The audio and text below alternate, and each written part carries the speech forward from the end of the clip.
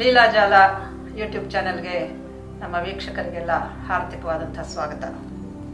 ಇವತ್ತು ಒಂದು ವಿಶೇಷವಾದಂಥ ಕಾರ್ಯಕ್ರಮ ಇದೆ.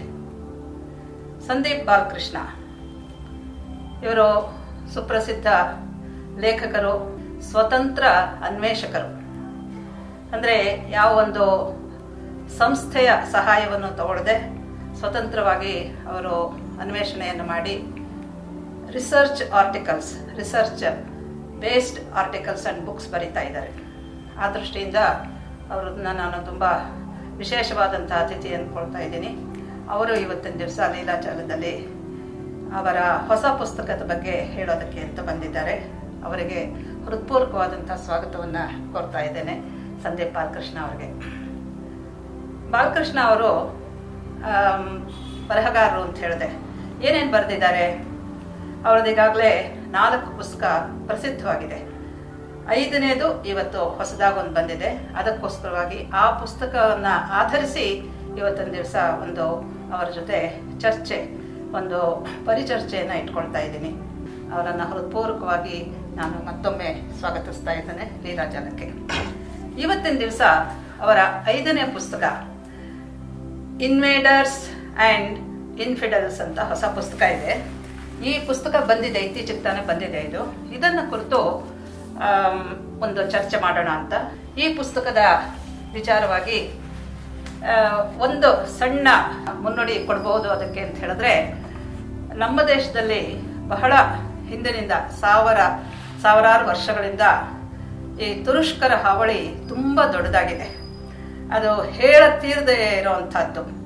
ಇದರ ಬಗ್ಗೆ ಸರಿಯಾದಂತಹ ವ್ಯಾಖ್ಯಾನಗಳೇ ನಡೆದಿಲ್ಲ. ಪುಸ್ತಕಗಳಿದೆ ಎಲ್ಲ. ನಾವು ಹಿಂದೂಗಳು ಭಾರತ ದೇಶದ ಮೇಲೆ ಏನು ಅನ್ಯಾಯಗಳಾಯಿತು ಅದನ್ನು ಹೇಳೋದಕ್ಕಿಂತ ಆಕ್ರಮಕರಾಗಿ ಬಂದಂಥವರ ದೊಡ್ಡಸ್ತಿಕೆಯನ್ನು ಹೇಳೋವಂಥ ಪುಸ್ತಕಗಳೇ ಜಾಸ್ತಿ. ಇದು ಇತ್ತೀಚೆಗೆ ಸ್ವಲ್ಪ ಜನಕ್ಕೆ ಅದನ್ನು ಹೇಳಬೇಕು ಅಂತ ಮನಸ್ಸು ಬಂದಿದೆ. ಸ್ಕಾಲರ್ಸ್ ಅಂತ ಅನ್ನಿಸ್ಕೊಳ್ಳೋರು ಇಂಥವರೆಲ್ಲ ಇದನ್ನು ಹೆಚ್ಚು ಬರಿತಾ ಇದ್ದಾರೆ. ಹಾಗೆಂತ ಬರೀಲೇ ಇಲ್ಲ ಅಂತಲ್ಲ. ಈಗ ಸೀತಾರಾಮ್ ಗೋಯಲ್ ಅಂಥವರು, ರಾಮಸ್ವರೂಪ್ ಅಂಥವರು ಬೇಕಾದಷ್ಟು ಜನ ಬರೆದಿದ್ದಾರೆ, ಮಜುಮ್ದಾರ್ ಅವರು. ಆದರೆ ಆ ಪುಸ್ತಕಗಳನ್ನು, ಆ ವಿಚಾರಗಳನ್ನು ಹೊರಗೆ ಬರೋದಕ್ಕೆ ಬಿಡಲಿಲ್ಲ ನೆಹರು ಯುಗದಲ್ಲಿ. ಈ ಕಾರಣದಿಂದ ಇವತ್ತು ನಮ್ಮವರು, ಈಗ ಈ ವಯಸ್ಸಿನವರು ಬರಿತಾ ಇರೋದು, ಮತ್ತೆ ಇನ್ನೂ ಹೊಸದಾದಂತಹ ಪ್ರಮಾಣಗಳನ್ನು ಹೊರತೆಗೆದು ಬರಿತಾ ಇರೋದು ತುಂಬ ದೊಡ್ಡ ಕೊಡುಗೆ. ನಮ್ಮ ಸಾಹಿತ್ಯವನ್ನ, ನಮ್ಮ ಸಮಾಜವನ್ನ, ನಮ್ಮ ಪೊಲಿಟಿಕಲ್ ಸಿಚುಯೇಷನ್, ಎಲ್ಲದಕ್ಕಿಂತ ಹೆಚ್ಚಾಗಿ ಸೋಷಿಯೋ ಪೊಲಿಟಿಕಲ್ ಸಿಚುಯೇಷನ್ ಅಂತ ಏನಿದೆ ಅದನ್ನು ಅರ್ಥ ಮಾಡ್ಕೊಳ್ಳೋದಕ್ಕೆ ತುಂಬ ದೊಡ್ಡ ಸಹಾಯ ಮಾಡುತ್ತೆ. ಆ ದೃಷ್ಟಿಯಿಂದ ಇವತ್ತು ಇನ್ವೇಡರ್ಸ್ ಆ್ಯಂಡ್ ಇನ್ಫಿಡಲ್ಸ್ ಈ ಪುಸ್ತಕವನ್ನು ಕುರಿತು ಚರ್ಚೆ ಮಾಡೋಣ ಅಂತ. ಸಂದೀಪ್ ಅವರೇ, ನಮ್ಮ ದೇಶಕ್ಕೆ ಈ ಇನ್ವೇಡರ್ಸ್ ಆಗಿ ಬಂದವರು, ಅಂದರೆ ಆಕ್ರಮಕರಾಗಿ ಬಂದವರು ತುಂಬ ಜನ, ಹೌದಾನೆ? ಗ್ರೀಕರು, ಬ್ಯಾಕ್ಟ್ರಿಯನ್ನರು, ಶಕರು, ಕುಶಾನರು, ಹೂಣರು, ಆಮೇಲೆ ಈ ತುರುಕರು ಎಲ್ಲರೂ ಬಂದರು. ಆದರೆ ನೀವು ಇನ್ವೇಡರ್ಸ್ ಅಂಡ್ ಇನ್ಫಿಡಲ್ಸ್ ಅನ್ನೋ ಪುಸ್ತಕದಲ್ಲಿ ಯಾವ ಇನ್ವೇಡರ್ಸ್ ಅನ್ನು ಕುರಿತು ಹೇಳ್ತಾ ಇದ್ದೀರಾ ಮೊದಲು ಅದು ಹೇಳಿ. ಆಮೇಲೆ ಹೇಳ್ತಾ ಇದ್ರೆ ಯಾವ್ರ ಮೇಲೆ ನೀವು ಕೇಂದ್ರೀಕೃತವಾಗಿಸಿದ್ದೀರಾ, ಅದರ ವಿಶೇಷ ಏನು ಅನ್ನೋದನ್ನು ಮೊದಲು ಪುಸ್ತಕದ ಒಂದು ಸ್ಥೂಲ ಪರಿಚಯ ಮಾಡ್ಕೊಳ್ಳಿ. ಆಗ್ಬೋದು. ನಮಸ್ಕಾರ. ಇನ್ವೇಡರ್ಸ್ ಯಾರು ಅಂದರೆ ಹೊರಗಿಂದ ಬಂದವರು ಅಂದರೆ ನಮಗೆ ರೆಕಾರ್ಡೆಡ್ ಇತಿಹಾಸದ ದಾಖಲೆ ಸಿಗೋದು ಅಲೆಕ್ಸಾಂಡರ್ದು ಮೊದಲನೇದು. ಅದಾದ ನಂತರ ನೀವೇ ಹೇಳಿದಂಗೆ ಶಕರು, ಹೂಣರು, ಬೇರೆ ಕುಶಾನರು ಎಲ್ಲ ಬಂದರು. ಅದಾಗಿದ್ದ ನೆಕ್ಸ್ಟ್ ಮುಖ್ಯವಾದ ಘಟ್ಟ ನಾವು ನೋಡೋದು ತುರುಷ್ಕರ ಆಕ್ರಮಣ ಅಂತ. ಈ ತುರುಷ್ಕರ ಆಕ್ರಮಣಕ್ಕೂ ಅವ್ರಿಗಿಂತ ಹಿಂದೆ ನಡೆದ ಆಕ್ರಮಣಕ್ಕೂ ಒಂದು ಮುಖ್ಯ ವ್ಯತ್ಯಾಸ ಇತ್ತು. ಆ ಹಿಂದೆ ನಡೆದಂಥ ಆಕ್ರಮಣಕಾರರು ನಡೆದಿದ್ದ ಸಂದರ್ಭದಲ್ಲಿ ಇಸ್ಲಾಂ ಅನ್ನೋ ಮತ ಇರಲಿಲ್ಲ. ಸೊ ಸ್ಥೂಲವಾಗಿ ಹೇಳಬೇಕು ಅಂದರೆ ಅಲೆಕ್ಸಾಂಡರ್ ಇಂದ ಹಿಡಿದು ಬೇರೆಯವರು ಹೂಣರವರೆಗೆ ಅಲ್ಲಿವರೆಗೆ ಇಸ್ಲಾಂ ಅನ್ನೋ ಮತ ಇರಲಿಲ್ಲ. ಆ್ಯಂಡ್ ಸ್ಥೂಲವಾಗಿ ಇವರನ್ನೆಲ್ಲ ನಾವು ಪೇಗನ್ಸ್ ಅಂತ ಏನು ಕರಿತೀವಿ, ಸ್ಥೂಲವಾದ ಅರ್ಥದಲ್ಲಿ ಹಿಂದೂಗಳು ಪೇಗನ್ಸ್ ಅಂತ ಇಟ್ಕೋಬೋದು. ಇವರು ಪೇಗನ್ ಇನ್ವೇಷನ್ಸ್ ಇದಾಗಿದ್ದು. ಅಂದರೆ ಅವರು ದೋಚೋಕೆ ಬಂದರು ಅಥವಾ ಕೆಲವು ಜಾಗನ ಪರ್ಮನೆಂಟಾಗಿ ಆಕ್ಯುಪೈ ಮಾಡೋಕ್ಕೆ ಬಂದರು, ಏನೇ ಅವರು ಉದ್ದೇಶ ಇರ್ಬೋದು, ದೋಚಕ್ಕೆ ಬಂದಿದ್ದು. ಸೊ ಇದ್ರೂ ನಮ್ಮ ಹಿಂದೂ ಸನಾತನ ಧರ್ಮದ ಮೇಲೆ ಬಲವಂತವಾಗಿ ಮತ ಪರಿವರ್ತನೆ ಮಾಡೋದು ಇದು ಮಾಡಲಿಲ್ಲ. ಇವ್ರು ಯಾರೂ ಇದನ್ನು ಮಾಡಲಿಲ್ಲ. ಅದು ಒಂದು ಮುಖ್ಯವಾದ ಅಂಶ ನಾವು ನೋಡಬೇಕಾಗತ್ತೆ. ಮತ್ತೆ ನಾವು ಅಲೆಕ್ಸಾಂಡರು ಸೆಲ್ಯೂಕಸ್ ನಿಕೇಟರ್ನ ಇಲ್ಲಿ ಬಿಟ್ಟು ಅವನು ವಾಪಸ್ ಗ್ರೀಸಿಗೆ ಹೋಗಿ ಅಲ್ಲಿ ಸತ್ತ, ಬೆಬಿಲೋನ್ ಎಲ್ಲ ಸತ್ನಲ್ಲ, ಆ ಗ್ರೀಕರ ಇಲ್ಲಿ ಉಳ್ಕೊಂಡವರೆಲ್ಲ ಸನಾತನಿಗಳೇ ಆಗೋದು. ಮತ್ತೆ ಕುಶಾನರು ಬೌದ್ಧರಾದರು. ಹಾಗಂತ ಹೇಳಿ ಅವರು ಬೌದ್ಧರಾಗಿದ್ದಕ್ಕೆ ಸನಾತನ ಧರ್ಮೀಯರನ್ನ ಅವನೇನು ವಿರೋಧ ಮಾಡಿ ಬಲವಂತವಾಗಿ ಬೌದ್ಧ ಇದಕ್ಕೆ ಧರ್ಮಕ್ಕೆ ಕನ್ವರ್ಟ್ ಮಾಡಲಿಲ್ಲ, ಮತಾಂತರ ಮಾಡಲಿಲ್ಲ. ಅಂದ್ರೆ ಬೌದ್ಧನೂ is an offshoot of Sanatana Dharma, ಇಲ್ಲಿಂದನೇ ಬಂದಿದ್ದು. ಅದಕ್ಕೆ ಈ ದೇಶದ ಈ ಮಣ್ಣಲ್ಲಿ ಹುಟ್ಟಿದ್ದಂಥ ಯಾವುದೇ ಮತ ಅಂತ ನೀವು ಕರಿಬೋದು, ಇಲ್ಲ ಸೆಕ್ಟ್ ಅನ್ಬೋದು, ಏನ್ ಬೇಕಾದ್ರೂ ಅನ್ಬೋದು, ಅದು ಎಲ್ಲಾನು ವಸ್ತುತಃ ಇಲ್ಲಿ ಹುಟ್ಟಿದ್ದು ಸನಾತನ ಧರ್ಮಕ್ಕೆ ವಿರೋಧ ಆಗಿರಲಿಲ್ಲ. ನೀವು ಅದರ ಮೂಲ ಬೇರೆ ತಗೊಂಡು ಹೋದ್ರೆ ನಮಗೆ ವೈದಿಕ ಧರ್ಮದಲ್ಲೇ ಸಿಗೋದು, ಇದು ಸ್ಪಷ್ಟ. ಇದು ಒಂದು ಘಟ್ಟ. ಆದರೆ ಇಸ್ಲಾಂನವ್ರು ಬಂದಿದ್ದು ಎರಡು. ಮುಖ್ಯವಾಗಿ ಅವ್ರು ಆ ಕಡೆ ಆಫ್ರಿಕಾ ಮತ್ತು ಯುರೋಪ್ ಕಡೆ ಬ್ರಾಂಚ್ ಆಗ್ತಾರೆ, ಮತ್ತು ಈ ಕಡೆನೂ ಬ್ರಾಂಚ್ ಆಗ್ತಾರೆ, ಭಾರತವರ್ಷದ ಕಡೆಗೂ ಬ್ರಾಂಚ್ ಆಗ್ತಾರೆ ಅವರು ದಾಳಿಗಳು. ಮುಖ್ಯವಾಗಿ ಅವ್ರಿಗೆ ಇದ್ದಿದ್ದು ಮೆಸೇಜು ಒಂದು, ಈ ಎಲ್ಲ ಯುದ್ಧಗಳು, ಎಲ್ಲ ಆಕ್ರಮಣಗಳು ನಿಮಗೆ ಡಿವೈನ್ ಸ್ಯಾಂಕ್ಷನ್ ಇದೆ, ಅಂದರೆ ಅಲ್ಲಾಹುವಿಂದ ನಿಮಗೆ ಬಂದಿದ್ದು ಪ್ರೇರಣೆ, ಇಡೀ ಪ್ರಪಂಚನೆಲ್ಲ ಇಸ್ಲಾಂ ಆಗಿ ಪರಿವರ್ತನೆ ಆಗಬೇಕು ಅಂತ. ಅದು ಒಂದು ದೊಡ್ಡ ಮೋಟಿವೇಶನ್. ಇದನ್ನ ಸೀತಾರಾಮ್ಗಳು ತುಂಬ ಚೆನ್ನಾಗಿ ಹೇಳ್ತಾರೆ. ಇಸ್ಲಾಂ ಆಗಲಿ ಕ್ರೈಸ್ತ ಆಗಲಿ ಎರಡು they all come from the same root, ಒಂದೇ ತಾಯಿ ಬೇರಿಂದ ಬರೋದು. ಅವ್ರು ಹೇಳೋದೇನು ಅಂದರೆ, ಈ ಎರಡು ಮತಗಳು they are religious imperialisms and their holy books allow their followers to kill people with a clean conscience ಅಂತ ಬರೀತಾರೆ. ಇದು ಈ ಬೇಸಿಕ್ ಏನು ಮತಾಧಾರಿತವಾದಂಥ ಒಂದು ರಿಲಿಜಿಯಸ್ ಇಂಪೀರಿಯಲಿಸಮ್, ಅಂದರೆ ಮತಪ್ರಧಾನವಾದ ಆಕ್ರಮಣ ಅಂತಲೇ ಹೇಳ್ಬೋದು, ಅದನ್ನು ಕಲ್ಟ್ ಅಂತಲೂ ಕರಿಬಹುದು. ಸೊ ಇದು ದೊಡ್ಡ ಮೋಟಿವೇಶನ್ ಕೊಡ್ತು. ಅಂದರೆ ಮುಸ್ಲಿಂ ಬ್ರದರ್ಹುಡ್ ಅಂತ ಇವತ್ತಿಗೂ ಅದು ಇರೋದು ಯಾಕೆ ಅಂದರೆ, ನಾವು ಎಲ್ಲ ಮುಸ್ಲಿಮು ಇದು, ಅದು ಯಾರು ಸುನ್ನಿ ಶಿಯಾ ಅದೆಲ್ಲ ಆಮೇಲೆ ಬರೋದು. ಮುಖ್ಯ ಏನು ಅಂತಂದರೆ, ಅವರಿಗೆ ನಾವು ಎಲ್ಲರೂ ಒಂದು ಮುಸ್ಲಿಂ ಉಮ್ಮ ಅಂತ ಒಂದು ಕಾನ್ಸೆಪ್ಟ್ ಇದೆ. ಅಂದರೆ ಎಲ್ಲ ಪ್ರಪಂಚದಲ್ಲಿರೋ ಮುಸ್ಲಿಮರೆಲ್ಲ ಅಣ್ಣ ತಮ್ಮಂದರು ಅಂತ, ಅವರು ಮಾತ್ರ. So Islam preaches universal brotherhood. Universal brotherhood for whom? Only for Muslims, ಬೇರೆಯವ್ರಿಗೆ ಅಲ್ಲ. ಸೊ ಇದು ತುಂಬ ದೊಡ್ಡ ಮಟ್ಟದ ಏನಂತೀರ ಮನಸ್ಸಿನ ಮೇಲೆ ಕೆಲಸ ಮಾಡುತ್ತೆ. ಸೈಕಿ ಅಂತಾರಲ್ಲ, ಅದ್ರ ಮೇಲೆ ದೊಡ್ಡ ಕೆಲಸ ಮಾಡುತ್ತೆ. ಹಾಗಾಗಿ ಅದನ್ನು ಬೇಸಾಗಿ ಇಟ್ಕೊಂಡು ಮತ್ತೆ ಅಲ್ಲಿ ನಿಮಗೆ ನಮ್ಮ ಮತ ಪ್ರಚಾರ ಮಾಡೋದಕ್ಕೋಸ್ಕರ ನೀವು ಯಾವುದೇ ಉಪಾಯ ಮಾಡ್ಕೊಳ್ಳಿ, ಸಾಧನ ಏನೇ ಇಟ್ಕೊಳ್ಳಿ, ಅಲ್ಲಿ ಮಾರಲ್ಸು ಎಥಿಕ್ಸು ಇದಕ್ಕೆಲ್ಲ ಜಾಗ ಇಲ್ಲ. ಮುಖ್ಯ ಏನು ಅಂತಂದರೆ, ಇದಿಷ್ಟು ಭೂಮಿನ, ಯಾಕಂದರೆ ಇಡೀ ಪ್ರಪಂಚನ ನಮಗೆ ಬೇಕು ಅನ್ನೋರು, ಅವರು ಎಂಡ್ ಗೋಲ್ ಅಂತ ಏನಂತಾರೆ, ಅದನ್ನು ಅಚೀವ್ ಮಾಡೋದಕ್ಕೋಸ್ಕರ ನಿಮಗೆ ಯಾವ ತತ್ವ ಯಾವ ತಂತ್ರ ಬೇಕಾದ್ರೂ ನೀವು ಮಾಡಿ ಅಂತ ಇದನ್ನು ಅಡಿಪಾಯದಲ್ಲಿ ಇಟ್ಕೊಂಡು ಇಲ್ಲಿಗೆ ಅವರು ಲಗ್ಗೆ ಇಡ್ತಾರೆ. ಅಂದ್ರೆ ಮುಸಲ್ಮಾನರಿಗೆ ಮಾತ್ರ ಸೋದರತ್ವ, ಸಂಬಂಧ, ಬಂಧ ಅದೆಲ್ಲ ಅವ್ರಿಗೆ ಮಾತ್ರ. ಇಂಥ ಒಂದು ಸಂಕುಚಿತವಾದ ಭಾವನೆ ಇಟ್ಕೊಂಡು ಹೊರಗಡೆಯಿಂದ ಜನ ಬಂದಾಗ ಅವರು ಇಲ್ಲಿ ಏನ್ ಮಾಡ್ತಾರೆ, ಏನ್ ಮಾಡಿದ್ರು ಅನ್ನೋದು ತುಂಬಾ ಸ್ಪಷ್ಟವಾಗಿದೆ ನಮ್ಗೆ. ಅಂಥ ಸಮಯದಲ್ಲೂ ಕೂಡ ನಮ್ಮ ದೇಶದಲ್ಲಿ ವಿಶ್ವಬಂಧುತ್ವ, ವಸುಧೈವ ಕುಟುಂಬಕಂ ಅಂತ ಮಾತ್ರ ಹೇಳ್ತಾನೆ ಇದ್ದೀವಿ. ಇದು ನಿಜವಾಗ್ಲೂ ಹೀಗೆ ಮುಂದುವರಿಯೋದು ಸರಿನಾ? ಈ ತಮ್ಮಲ್ಲೇ ಸಹೋದರತ್ವ, ತಮ್ಮಲ್ಲೇ ಬಂಧನ ಇಟ್ಕೊಂಡು ಬಂದಂಥವ್ರು ಎಂಥ ಒಂದು ಅನ್ಯಾಯಗಳನ್ನ, ಅಪಚಾರಗಳನ್ನ ಕ್ರೂರವಾದಂಥ ರೀತಿಯಲ್ಲಿ ಮಾಡಿ ತೋರಿಸಿದ್ರು ಅನ್ನೋದು ನಮ್ಮ ಕಣ್ಮುಂದೆ ಇರುವಾಗ, ನಾವು ಇನ್ನು ನಮ್ಮ ಹಳೆ ಸನಾತನ ಧರ್ಮದ ವಿಶ್ವದೃಷ್ಟಿಯನ್ನ, ವಿಶ್ವೋದಾರ ದೃಷ್ಟಿಯನ್ನ ಇಟ್ಕೊಂಡಿರೋದು ಹೇಗೆ? ಅದು ನಿಮ್ಗೆ ಏನ್ ಅನ್ಸುತ್ತೆ? ಈ ಪುಸ್ತಕ ಬರೆದಿದ್ದೀರಿ, ನೀವು ಸಾಕಷ್ಟು ಡೀಟೈಲ್ಸ್ ಅಂದ್ರೆ ತುಂಬಾ ವಿವರಗಳನ್ನ ಖಂಡಿತ ನೋಡಿರ್ತೀರ, ಯಾವ್ಯಾವ ರೀತಿಯಲ್ಲಿ ಅತ್ಯಾಚಾರ ಅನಾಚಾರಗಳಾಯ್ತು ಅಂತ.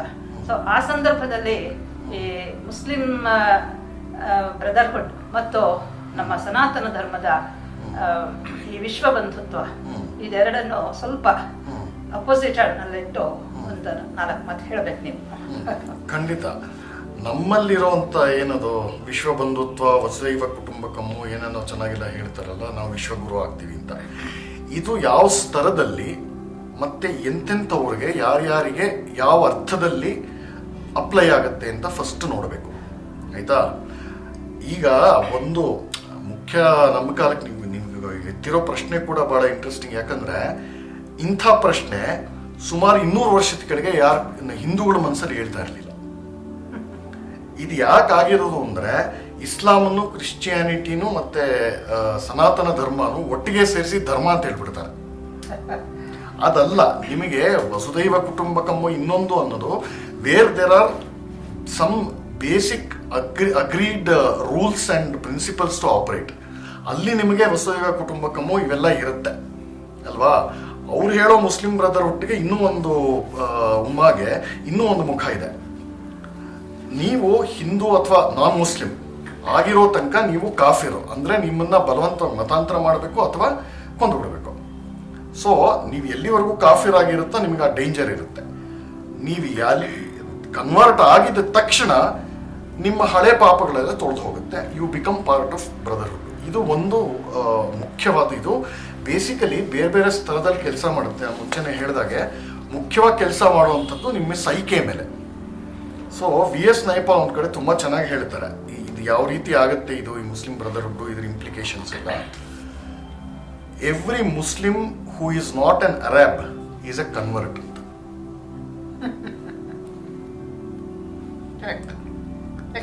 ಸಿಂಪಲ್ ಲೈನ್ ಇದೆ ಅದು. ಅಂದ್ರೆ ನಿಮ್ಮ ಕನ್ವರ್ಷನ್ ಆದ್ರೂ ನೀವು ಎಷ್ಟೇ ಬ್ರದರ್ಹುಡ್ ಆದ್ರೂ ನಿಮ್ಮ ದಿಕ್ಕು ದೆಸೆ, ನಿಮ್ಮ ಸೈಕಾಲಜಿ, ನಿಮ್ಮ ಇಡೀ ಸಮಾಜದ ವ್ಯವಸ್ಥೆ ರಚನೆ, ಅಲ್ಲಲ್ಲಿ ತಳಮಳ ಏನೇನಿದೆ ಅದಷ್ಟು ಏಕದಮ್ಮು ನೀವು ಅರೇಬಿಸೈಸ್ ಆಗ್ತೀರ. ಅರೇಬಿಯಾ ನಿಮ್ಮ ಮನೆ ಆಗುತ್ತೆ, ನಿಮ್ಮ ಮನೆ ಆಗಲ್ಲ. ಹೇಗಾಗತ್ತೆ ಅಲ್ವಾ? ನಿಮ್ಮ ಹಳೇದನ್ನೆಲ್ಲ ನೀವು ನಿರಾಕರಣೆ ಮಾಡ್ಕೋಬೇಕು. ಭಾಷೆ ಯಾವುದೋ ಅರೇಬಿಕ್ ಭಾಷೆ ನಿಮ್ಗೆ ಅರ್ಥ ಆಗಲ್ಲ. ಆದ್ರೆ ನೀವು ಒಂದ್ಸಲ ಮುಸ್ಲಿಂ ಆದ ತಕ್ಷಣ ಇದೆಲ್ಲ ಒಟ್ಟಿಗೆ ಬರುತ್ತೆ, ಬ್ಯಾಗೇಜು ಅಲ್ವಾ? ಭಾಷೆ, ಊಟ, ಬಟ್ಟೆ, ಇದನ್ನ ನೀವು ಇವತ್ತಿನ ದಿನದಲ್ಲಿ ನೀವು ಕೇರಳಗೆ ಹೋಗಿ, ನಾರ್ತ್ ಕೇರಳಗೆ ಸ್ಪಷ್ಟವಾಗಿದೆ ಕಾಣುತ್ತೆ. ಅಲ್ಲಿ ಸೌದಿ ಅರೇಬಿಯಾ, ಅಲ್ಲಿ ಇಲ್ಲಿ ಗಲ್ಫಲ್ಲಿ ಇರುವಂತ ವೇಷಭೂಷಣ ಇಲ್ಲಿ ಅವರು ಇಲ್ಲಿನ ಮುಸಲ್ಮಾನರು ಕೇರಳದಲ್ಲಿ ಹಾಕೊಳ್ತಾರೆ. ಇಲ್ಲಿ ತನಕ ಮಾತ್ರ ಇದು ಮಂಡಿಯಿಂದ ಸ್ವಲ್ಪ ಕೆಳಗೆ ಅವರು ಪೈಜಾಮ ಹಾಕೊಳ್ಳೋದು, ಈ ರೀತಿ ಗಡ್ಡ ಇಷ್ಟೇ ಬಿಡೋ. ತಬ್ಲಿಗೆ ಒಂದು ಸೆಕ್ಟ್ ಅದು. ಬಟ್ ನೀವು ಪೂರ್ತಿ ಅರಾಬಿಸೈಸ್ ಆಗಿ ಹೋಗ್ತೀರಾ. ಇದು ಒಂದು ಪ್ರೈಮರಿ ಡಿಫ್ರೆನ್ಸ್, ಮೇಜರ್ ಡಿಫ್ರೆನ್ಸು ನಮ್ಮ ವಸುದೈವ ಕುಟುಂಬಕಂಗೂ ಮತ್ತೆ ಅದಕ್ಕಿರೋದು. ಇದು ವಸುದೈವ ಕುಟುಂಬಕಮ್ಮ ಆಧಾರ ಇರೋದು ಧರ್ಮದ ಮೇಲೆ ನಿಂತಿರೋದು, ಅದು ಧರ್ಮನೇ ಅಲ್ಲ, ಸ್ಪಷ್ಟವಾಗಿ ಗೊತ್ತಾಗುತ್ತೆ. ಈ ಗ್ರಂಥದಲ್ಲಿ ಕೆಲವು ತುಂಬಾ ಬೀಜಾಕ್ಷರಗಳು ಅಂತ ಹೇಳ್ತಾರಲ್ಲ ಮಂತ್ರದಲ್ಲಿ, ಆ ಥರ ಬೀಜ ಸ್ವರೂಪವಾದಂಥ ವಾಕ್ಯಗಳನ್ನ, ತುಂಬಾ significant sentences are included. Of course you have elaborated on that. ನಾನು ಒಂದು ವಾಕ್ಯ ಹೇಳ್ತೀನಿ, ಅದರ ಬಗ್ಗೆ ತಾವು ಸ್ವಲ್ಪ ವಿಷದಪಡಿಸಬೇಕು ಅಂತ. The conquest of India was the conquest of culture by those who lacked it ಅಂತ ಹೇಳ್ತೀರಾ. ಇದು ಪೂರ್ಣವಾಗಿ ಇದನ್ನ ಹೇಗೆ ಸಮರ್ಥಿಸೋದು? ಇವತ್ತಿಗೆ ನೋಡಿ, ಕಲ್ಚರು ಅಂತ ಬಂದಿದ್ದೇ ಅವರಿಂದ ಅಂತ ಹೇಳುವಂತಹ ಇತಿಹಾಸಕಾರರು ಇದ್ದಾರೆ. ನಮ್ಮ JNU ಇತಿಹಾಸಕಾರರು, ನಮ್ಮ ಲೆಫ್ಟ್ ಲಿಬರಲ್ಸ್, ಬೇಕಾದಷ್ಟು ಜನ ಇದ್ದಾರೆ. ಇವತ್ತಿಗೂ ನಾವು ಅವರನ್ನ ಪೂರ್ತಿ ಡಿಸ್ಮ್ಯಾಂಟಲ್ ಮಾಡೋದಕ್ಕೆ ಆಗ್ತಾ ಇಲ್ಲ. ಯಾಕೆಂದ್ರೆ ಅವರು ಎಲ್ಲ ವಿಧವಾದಂಥ ಈ ಪ್ರಸಾರ ಸಾಧನಗಳು ಏನೇನಿದೆ, ಎಜುಕೇಶನ್ ಆಗಲಿ, ಥಿಯೇಟರ್ ಆಗಲಿ, ಮೀಡಿಯಾ, ಎಲ್ಲದರಲ್ಲೂ ಸೇರ್ಕೊಂಡು ತುಂಬಾ ದಾಂಧಲೆನೆ ಎಬ್ಬಿಸ್ಬಿಟ್ಟಿದ್ದಾರೆ. ಹಾಗಾಗಿ ಜನರ ಮನಸ್ಸಿನಲ್ಲೂ ಕೂಡ ಇದು ಸೇರ್ಕೊಂಡ್ಬಿಟ್ಟಿದೆ, ಇಸ್ಲಾಮಿಕ್ ಕಲ್ಚರ್ ಅಂತ. ನೀವು ಇದನ್ನ ಹೇಳ್ತಾ ಇದ್ದೀರಾ, the conquest of India was the conquest of culture by those who lacked it ಅಂತ. ಸೊ ಅದ್ರ ಬಗ್ಗೆ ಸ್ವಲ್ಪ ವಿವರಗಳನ್ನು ಕೊಡಿ. ಇದು ನನ್ನ ವಾಕ್ಯ ಅಲ್ಲ, ಇದು KM ಮುನ್ಷಿ ಅವ್ರದ್ದು, ಆಯ್ತಾ? ತುಂಬಾ ಅತ್ಯದ್ಭುತವಾಗಿದೆ, ಅದು ವೆರಿ ಕಂಪೆಲಿಂಗ್. ಅಂದ್ರೆ ಒಂದು ಸೆಂಟೆನ್ಸ್ ಅಲ್ಲಿ ಎಷ್ಟು ಚೆನ್ನಾಗಿ ಹೇಳ್ತಾರೆ. Conquest of India was a conquest of culture by those who lacked it. ಅಂದ್ರೆ ಕಲ್ಚರಿನ, ಸಂಸ್ಕೃತಿಯ, ರಿಫೈನ್ಮೆಂಟ್ನ, ನಾಗರಿಕತೆಯ ಉತ್ತುಂಗ ಶಿಖರಗಳು ಏರಿದ್ದಂತ ಒಂದು ಇದನ್ನ ಬಾರ್ಬೇರಿಯನ್ಸ್, ಬರ್ಬರಕರು ಅಂತ ಹೇಳ್ತೀವಲ್ಲ, ಅವರು ಬಂದು ಅವರೇ ಬರ್ಕೊಳ್ತಾರಲ್ಲ, by fire and sword, we made this land pure ಅಂತ. ಅಂದರೆ ಅವ್ರ ಅರ್ಥದ ಪ್ಯೂರಿಟಿ ಏನು, ಅವ್ರ ಅರ್ಥದಲ್ಲಿ ಯಾವುದನ್ನ ನಾವು ಪವಿತ್ರ ಪಾವನ ಅಂತ ಕರಿತೀವಿ ಏನು ಅಂತ ಒಂದು ಲೈನಲ್ಲಿ ಗೊತ್ತಾಯಿತು. ಈ ಇಸ್ಲಾಮಿಕ್ ಕಲ್ಚರು ಪಿಲ್ಚರು ಇವೆಲ್ಲ ಏನು ಹೇಳ್ತಾರೆ, ಕಲ್ಚರ್ ಅಂದರೆ ನಾವು ಶ್ರೀಕಂಠ ಶಾಸ್ತ್ರಿಗಳು ಚೆನ್ನಾಗಿ ಕೊಟ್ಟಿದ್ದಾರೆ ಭಾರತೀಯ ಸಂಸ್ಕೃತಿಲಿ. ಅದು ಬಿಟ್ಟು ಟೈಮ್ ಇಲ್ಲ ಅಂತ ಇದು ಸಂಕ್ಷಿಪ್ತವಾಗಿ ಹೇಳಬೇಕು ಅಂತಂದರೆ, ಕಲ್ಚರ್ಗೂ ಅಂದರೆ ಏನು ಸಂಸ್ಕೃತಿಗೂ ಸಿವಿಲೈಸೇಷನ್ ನಾಗರಿಕತೆಗೂ ತುಂಬ ಚೆನ್ನಾಗಿ ಒಂದು ವ್ಯಾಖ್ಯಾನ ಮಾಡಿದ್ದಾರೆ. ಅದರಲ್ಲಿ ತುಂಬ ಚೆನ್ನಾಗಿದೆ. ಎಲ್ಲಿ ಮನುಷ್ಯನ ಆಧ್ಯಾತ್ಮಿಕ ಬೆಳವಣಿಗೆಗೆ ಯಾವ ಅಡೆತಡೆನೂ ಇರೋದಿಲ್ವೋ, ದಟ್ ಕ್ಯಾನ್ ಓನ್ಲಿ ಅಂಥ ನಾಗರಿಕತೆಯನ್ನು ಮಾತ್ರ ನಾವು ಕಲ್ಚರ್ ಅಂತ ಕರೆಯೋಕ್ಕಾಗಲ್ಲ ಅಂತ ಚೆನ್ನಾಗಿ ಹೇಳ್ತಾರೆ. ಹೆಚ್ಚು ಕಡಿಮೆ ಈ ಥರ ಒಂದು ಇದು ಕೊಡ್ತಾರೆ. ನಮ್ಮ the highest freedom is individual spiritual freedom. ನಮ್ಮಲ್ಲಿ ಶೈವ ವೈಷ್ಣವ ಶಾಕ್ತ ಇದು ಏನೇ ಜಗಳ ಆಡ್ಕೊಂಡ್ರೋ ಅದು ಒಬ್ರು ಕುತ್ತಿಗೆ ಕುಯ್ಯೋ ಮಟ್ಟಕ್ಕೆ ಯಾವತ್ತೂ ಹೋಗಲಿಲ್ಲ. ಯಾಕೆ ವಾಕ್ಯಾರ್ಥಕ್ಕೆ ಬಾ ಅಂತ ಇದ್ರು, ಹಬ್ಬ ಬಾ ಅಂದರೆ ಖಂಡನ ಗ್ರಂಥಗಳು ಬರಿತಾ ಇದ್ರು, ಇಷ್ಟೇ ತಾನೆ. ಆದರೆ ಅದ್ರ ಮೂಲ ಏನು ಹೇಳಕ್ಕೆ ಹೊರಡ್ತಾ ಇದ್ದಿದ್ದು ಇವರೆಲ್ಲರೂ, ಅದಷ್ಟು ವೇದದಲ್ಲೇ ಇರುತ್ತಾನೆ. ಇವರು ಇಂಟರ್ಪ್ರಿಟೇಷನ್ಗಳು ಇವ್ರ ಪ್ರಕಾರ ಏನೇನು ಹೊಸ ಅವರು ಇನ್ಸೈಟ್ ಕಂಡಿಡ್ಕೊಂಡಿರ್ತಾರೆ. ಇಲ್ಲಿ ಸಿಕ್ಕಿರೋದು ಇದು ಇಂಡಿವಿಜುವಲ್ ಸ್ಪಿರಿಚುವಲ್ ಫ್ರೀಡಮ್. ಅದಕ್ಕೆ ಉಪನಿಷತ್ತು ನಾವು ಅದು ಗೇಯ ರೂಪವಾಗಿ ಬಂತಲ್ಲ, ಬೇಸಿಕಲಿ ಹಾಡೋದಲ್ವ, ಎಷ್ಟೇ ಒಳ್ಳೆ ಪೊಯೆಟ್ರಿ. ಇದು ಯಾವುದಿದೆ ಅಲ್ಲಿ? ಈ ಎಲ್ಲದಕ್ಕೂ ಮೂಲ ನಮ್ಮ ದೇವಾಲಯ ಸಂಸ್ಕೃತಿ ಇರ್ಬೋದು, ನಮ್ಮ ಆಲಾಪನೆಗಿಂತ ನಮ್ಮ ಪ್ಯೂರ್ ಕ್ಲಾಸಿಕಲ್ ಮ್ಯೂಸಿಕ್ಗಿಂತ ದೊಡ್ಡ ಕಲ್ಚರ್ ಬೇಕಾ? ಅಷ್ಟು ಅಬ್ಸ್ಟ್ರಾಕ್ಟ್ ಇದಕ್ಕಿಂತ ಬೇಕಾ? ಮತ್ತು ನಮ್ಮ ನಾಟ್ಯಶಾಸ್ತ್ರನೇ ನಿಮಗೆ ಗೊತ್ತು. I mean you are better informed about that. So ಇದೆಲ್ಲ ಸೇರಿಕೊಂಡ್ರೆ, ಮತ್ತು ನಮ್ಮ ಫುಡ್ಡು, ಭಾಷೆ, ವೇಷ, ಇದೆಲ್ಲ ಸೇರಿ ಸುಮ್ಮನೆ ಇಂಡಿಯಾ ಒಂದು ಇವರು ಮರೆಯೋದೇನು ಅಂದರೆ, ಈ ಕಲ್ಚರು ಇದೆಲ್ಲ ನೀವು ಹೇಳ್ತಿರಲ್ಲ ಈ ಸೋಕಾಲ್ಡ್ ಹಿಸ್ಟೋರಿಯನ್ಸು, ಒಂದು ಅವ್ರು ಏನು ಮರೀತಾರೆ ಅಂದರೆ, ಇದೆಲ್ಲ ಸಾಧ್ಯ ಆಗಿತ್ತು ಮತ್ತೆ ಒಂದು ಅವಿನಾಭಾವ ಸಂಬಂಧ ಇದ್ದಿದ್ದು ಒಂದು ಸರ್ಕಲ್ ಅಂತ ಹೋಲ್ಸಮ್ ವ್ಯೂ ತಗೊಂಡ್ರೆ, ನಮ್ಮ ದೇಶದಲ್ಲಿ ಇದ್ದಿದ್ದು for nearly 2000 years we were the world's number 1 economy. ಈ ಮಟ್ಟದ ಸಮೃದ್ಧಿ, ಈ ಮಟ್ಟದ ಎಕನಾಮಿಕ್ ಪ್ರಾಸ್ಪರಿಟಿ ಯಾವ ದೇಶದಲ್ಲಿತ್ತು? ಸೊ ನಿಮಗೆ ಕಲ್ಚರ್ಗೆ, ರಾಜನೀತಿಗೆ, ಕಲ್ಚರ್ಗೆ, ಎಕನಾಮಿಕ್ಸ್ಗೆ ಎಲ್ಲದಕ್ಕೂ ಒಂದು ಇಂಥ ಲಿಂಕ್ ಇತ್ತು. ಇದು ನಿಜವಾದ ಕಲ್ಚರು. ಇವರು ಇಸ್ಲಾಮಿಕ್ ಕಲ್ಚರ್ ಅಂತ ಹೇಳ್ತಾರಲ್ಲ, ಏನದು ಬೇಸಿಕಲಿ ಇನ್ನೊಬ್ಬರನ್ನ ಲೂಟಿ ಮಾಡಿ, ನೀವು ಸುಲ್ತಾನ, ಅವನು ಅಷ್ಟು ದೊಡ್ಡವನು, ಇಷ್ಟು ದೊಡ್ಡವನು, ಗಜ್ನಿ, ಹಾಗೆ ಅಕ್ಬರು, ಇವರೆಲ್ಲ ದೊಡ್ಡವರಾಗಿದ್ದು ಯಾವ ರೀತಿ? ಲೂಟಿ ಮಾಡಿ ಅಲ್ವಾ? ಲೂಟಿ ಮಾಡೇ ಅದೊಂದು ದೊಡ್ಡದು. ಮತ್ತೆ ಅವರು ಮಹಲ್ಗಳು, ಬಂಗ್ಲೆಗಳು, ಹವೇಲಿ ಇದೆಲ್ಲ ಕಟ್ಟಿದ್ದೆಲ್ಲ ಏನಕ್ಕೆ, ಯಾತಕ್ಕೋಸ್ಕರ ಕಟ್ಟಿದ್ರು? ಸಮಾಜ ಉದ್ಧಾರ ಮಾಡಕ್ಕ? ಅವನು ಯಾವನೋ ನವಾಬೋ, ದಿವಾನೋ, ಸುಲ್ತಾನೋ ಅವನು ಪರ್ಸನಲ್ ಎಂಜಾಯ್ಮೆಂಟ್ ಕಟ್ಕೊಂಡಿದ್ದು. ಅವನ ಎಕಾನಮಿನ ಇಂಪ್ರೂವ್ ಮಾಡಿದ್ನ? ನಮ್ಮ ಪುಣ್ಯಕ್ಕೆ ನಮ್ಮ ಕ್ಲಾಸಿಕಲ್ ಮ್ಯೂಸಿಕ್ ಅವ್ರಿಗೆ ಅಪೀಲ್ ಆಯ್ತು, ಅದಕ್ಕೆ ಹಿಂದೂಸ್ತಾನಿ ಉಳ್ಕೊಂಡಿದೆ. ಇದು ನೋಡಿ ಎಲ್ಲಿ ಹೋಗುತ್ತೆ ಅಂತಂದ್ರೆ, ಮೊಹಮ್ಮದ್ ಪೈಗಂಬರ್ ಅಂತಲ್ಲ, ಮೊಹಮ್ಮದ್ ಇಸ್ಲಾಮಲ್ಲಿ ಸಂಗೀತ ಹರಾಮ್ ಅಂದರೆ ಬಾಹಿರ ಸಂಗೀತ ಹಾಡಬಾರ್ದು ಅಂತ.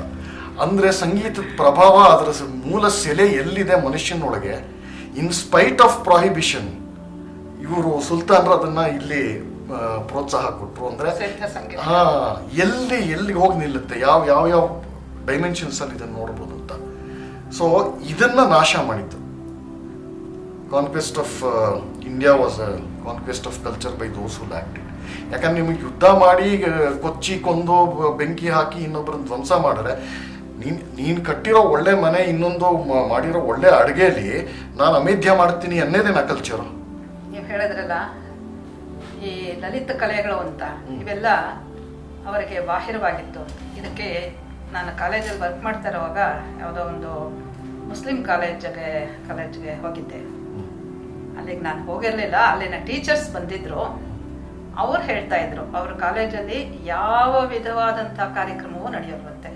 ಸಾಮಾನ್ಯವಾಗಿ ಕಾಲೇಜುಗಳಲ್ಲಿ ಒಂದು ಸಂಗೀತ, ನೃತ್ಯ, ನಾಟಕೋತ್ಸವ, ನ್ಯಾಷನಲ್ ಕಾಲೇಜ್ ಅಂತೂ ನಾಟಕದ ಕಾಲೇಜು ಅಂತ, NMK ಕಾಲೇಜು, ಎನಿ ಕಾಲೇಜ್, ವಯಸ್ಸಲ್ಲಿ ಎಷ್ಟು ಕಲೆಗಳ ಆರಾಧಕರಾಗಿರ್ತಾರೆ ಮಕ್ಕಳು, ಎಷ್ಟು ಉತ್ಸಾಹ ಇರುತ್ತೆ. ಅದನ್ನ ಆವಿಷ್ಕರಿಸೋದಕ್ಕೆ, ಅದನ್ನ ಪ್ರೋತ್ಸಾಹಿಸೋದಕ್ಕೆ ಸಾಕಷ್ಟು ಉಪಾಯಗಳಿದೆ ನಮ್ಮಲ್ಲಿ. ಅದು ನಿಜವಾದ ಮನುಷ್ಯತ್ವ, ಒಂದು ಪ್ರತಿಭೆ ಅಂತ ಏನಿರುತ್ತೆ ಅದನ್ನ ತೋರ್ಪಡಿಸೋದಕ್ಕೆ ಅವಕಾಶಗಳು. ಅಲ್ಲಿ ಏನೂ ಇಲ್ವಂತೆ, ಕ್ಲಾಸ್ ಅಷ್ಟೇ. ಸೊ ಅಲ್ಲಿ ಕನ್ನಡ ಪಾಠ ಮಾಡ್ತಾ ಇದ್ದವರು ಇಲ್ಲಿ ಬಂದಾಗ ಹೇಳಿದ್ರು, ಅವರು ಅಷ್ಟೇ ಸಪ್ಪೆ ಆಗೋಗಿದ್ರು, ಯಾಕೆಂದ್ರೆ ಪಾಠ ಬಿಟ್ರೆ ಇನ್ನೇನೂ ಇರಲಿಲ್ಲ. ಸೊ ಇದು ತುಂಬಾ ವಿಚಿತ್ರ. ಅಂದ್ರೆ ನಮ್ಮಲ್ಲಿ ನಮ್ಮ ಈ ಆತ್ಮ ಸಂತೋಷದ ಪ್ರಕಟಣೆಗೆ ಎಷ್ಟು ಉಪಾಯಗಳಿತ್ತು, ಎಷ್ಟೊಂದು ಅವಕಾಶಗಳಿತ್ತು, ಎಷ್ಟು ವಿಧವಾದಂತಹ ರೀತಿ ನೀತಿಗಳಿತ್ತು, ಅದು ಯಾವುದೂ ಅವರಿಗೆ ಸಲ್ಲ ಅಂತ ಹೇಳಿದ್ಮೇಲೆ ಕಲ್ಚರ್ ಏನು, ಇಸ್ಲಾಮಿಕ್ ಕಲ್ಚರ್ ಅಂದ್ರೆ ಏನು ಅಂತ. ಅದರಿಂದ ಇವ್ರು ಹೇಳಿರೋದು ಸರಿಯೇ, ದೋಸ್ ಹೂ ಲ್ಯಾಕ್ಡ್ ಇಟ್ ಅದನ್ನ ಕಾಂಕ್ವೆಸ್ಟ್ ಮಾಡಿದ್ರು ಅಂತ. ಅಂದ್ರೆ ಸ್ವತಂತ್ರ. ಇನ್ನೊಂದು ನೀವು ಸಂಸ್ಕೃತಿ ಬಗ್ಗೆ ಇವರು ಶ್ರೀಕಂಠ ಶಾಸ್ತ್ರಿಗಳ ಮಾತನ್ನು ಹೇಳಿದ್ರಿ. ಇದು this is the basic difference between Islamism and Sanatana Dharma. ಇದನ್ನ ಅರ್ಥ ಮಾಡ್ಕೊಳ್ದೇನೆ ನಾವು ದೊಡ್ಡವರೆಲ್ಲ ಎಲ್ಲ ತುಂಬಾ ಮಾತಾಡ್ತಾ ಇದ್ದಾರೆ. ಅದರಲ್ಲೂ ಹಿಸ್ಟ್ರಿ ಬರೆದಂಥವ್ರು ತುಂಬಾ ಹಾಳು ಮಾಡಿದ್ದಾರೆ. ಈ ಒಂದು ಮೂಲಭೂತವಾದಂತಹ ವ್ಯತ್ಯಾಸ ಏನಿದೆ, ಈ ಪರಾಕ್ರಮಣ ಮಾಡಿದಂತ ಅಂದ್ರೆ ಪರಧನ, ನೀವು ಅದನ್ನ ಹೇಳಿದ್ರೆ ಯಾತಕ್ಕೋಸ್ಕರ ಕಟ್ಕೊಂಡ್ರು ಅಂದ್ರೆ ಪರಧನ ನಮಗೆ ಇದು ವರ್ಜ್ಯ ನಮ್ಮ ದೇಶದಲ್ಲಿ, ಆದ್ರೆ ಅವ್ರಿಗೆ ಅದು ವರ್ಚ್ಯು. ಬೇರೆಯವರನ್ನ ಲೂಟಿ ಮಾಡಿ ತಾವು ದೊಡ್ಡವರಾಗೋದೆ. ಈಗ ಅಲಾವುದ್ದೀನ್ ಖಿಲ್ಜಿ ಸೌತ್ಗೆ ಬಂದಿದ್ದಕ್ಕೆ ಕಾರಣ ಏನು ಅಂತ ಹೇಳಿದ್ರೆ, ದಕ್ಷಿಣದ ದೇವಾಲಯಗಳಲ್ಲಿ ಅತ್ಯಂತ ಸಂಪತ್ತು ಕೂಡಿ ಕೊಳ್ಳೆ ಹಾಕಿದ್ದಾರೆ, ಅದನ್ನ ಎತ್ಕೊಂಡು ಹೋಗ್ಬೇಕು ಅಂತ ಬಂದಿದ್ದು. ಹಾಗಾಗಿ ಯಾವುದು ನಮಗೆ ದೋಷವೋ ಅದೇ ಅವರಿಗೆ ಗುಣವಾಯಿತು. ಈ ದೃಷ್ಟಿಯಿಂದ ಸಂಪೂರ್ಣ ಪರಿಸ್ಥಿತಿ ವಿಭಿನ್ನವಾಗಿದೆ. ಅವ್ರಿಗೂ ನಮಗೂ ಅಂದ್ರೆ ಕಲ್ಚರ್ ದೃಷ್ಟಿಯಿಂದ ಸಭ್ಯತೆಯಾಗ್ಲಿ ಅಥವಾ ನಮ್ಮ ಸಾಮಾನ್ಯ ಚಿಂತನೆಯಾಗ್ಲಿ ಸಂಪೂರ್ಣ ವಿರೋಧದಲ್ಲಿದೆ ಅನ್ನೋದು ಸ್ಪಷ್ಟವಾಗುತ್ತೆ. ಇದು ತುಂಬಾ ಸ್ಪಷ್ಟಪಡಿಸಿದ್ದಾರೆ ನಿಮ್ಮ ಪುಸ್ತಕದಲ್ಲಿ. ಇದರಲ್ಲಿ ಒಂದು ಸೇರವಾಗಿ ಇನ್ನೊಂದು ಹೇಳ್ಬಿಡ್ತೀನಿ ಮರ್ಯಾದಕ್ಕಿಂತ ಮುಂಚೆ. ಈ ಕಲ್ಚರು ಇನ್ನೊಂದು ಪ್ಯಾಲೇಸ್ ಅಂತ ಪುಸ್ತಕದಲ್ಲಿ ಬರ್ದಿದ್ದೀನಿ, ಸಾಕಷ್ಟು ಡೀಟೇಲ್ ಅಲ್ಲೇ ಬರ್ದಿದ್ದೀನಿ. ಇಸ್ಲಾಂ ಆಕ್ರಮಣ ಭಾರತದೊಳಗಾಗಿ ಅವರು ಮುಂದೆ ಒಳಗೊಳಗೆ ನುಗ್ಗಿ ಬರ್ತಾ ಇದ್ದಂಥ ಕಾಲದಲ್ಲಿ ಇಸ್ಲಾಂ ಪ್ರಪಂಚದಲ್ಲಿ ಅಂದರೆ ಸೌದಿ ಅರೇಬಿಯಾ, ಟರ್ಕಿ, ಆದಷ್ಟು ಅರೇಬಿಯನ್ ಪೆನಿನ್ಸುಲಾ ಅಂತ ಒಟ್ಟಿಗೆ ಇಟ್ಕೊಂಡ್ರೆ 2 ದೊಡ್ಡ ಕೇಂದ್ರಗಳಿತ್ತು. ಒಂದು ಬಗ್ದಾದ್, ಇನ್ನೊಂದು ಲಾಹೋರ್. ಆಯ್ತಾ? ಇದು 2 ದೇವರ್ considered as the global centres of Islamic art, culture and learning. Islamic learning ಅಂದ್ರೆ ಬಿಡಿ, ಅದು ಬೇರೆ ಇದಕ್ಕೆ ಬರುತ್ತೆ, ಅದನ್ನು ಬಿಟ್ಬಿಡೋಣ ಈಗ. ಅಲ್ಲಿರುವಂಥ Baghdad was considered as one of the world's greatest capitals and richest capitals ಅಂತ. ನಾವು ಚೆಂಗೀಸ್ ಖಾನ್ಗೆ ಆಮೇಲೆ ಹುಲಾಗು ಖಾನ್ಗೆ ಥ್ಯಾಂಕ್ಸ್ ಹೇಳಬೇಕು, ಇಬ್ಬರು ಬಂದು ಧ್ವಂಸ ಮಾಡಿದ್ರು. ಅದು ಬೇರೆ ಟಾಪಿಕ್ಗೆ ಬರುತ್ತೆ. ಈ 2 ಸಿಟೀಸಲ್ಲಿ, ಬಗ್ದಾದ್ ಮತ್ತು ಲಾಹೋರಲ್ಲಿ ವಿಶಾಲವಾದ ಅರಮನೆಗಳು, ಗಾರ್ಡನ್ನು, ಪಬ್ಲಿಕ್ ವೇಸು, ಇವೆಲ್ಲ ದುಡ್ಡು ಎಲ್ಲಿಂದ ಬಂದಿದ್ದು? ಇಲ್ಲಿಂದ, ಭಾರತದಿಂದ. 1 2 ಮ್ಯಾನ್ ಪವರ್ ಎಲ್ಲಿಂದ ಬಂತು? ಹಿಂದೂಗಳನ್ನ ಇಲ್ಲ ಬಲವಂತವಾಗಿ ಮತಾಂತರಗೊಳಿಸೋ ಅಥವಾ ಹಾಗೇನೆ ಅವರನ್ನ ಗುಲಾಮರಾಗಿ ಮಾಡಿ ಲಕ್ಷಗಟ್ಟಲೆ ಸಂಖ್ಯೆಯಲ್ಲಿ ಲಾಹೋರಿಗೆ, ಬಗ್ದಾದ್ಗೆ ಕಳಿಸಿ ದೇವರ್ ಸ್ಲೇವ್ ಮಾರ್ಕೆಟ್ಸ್.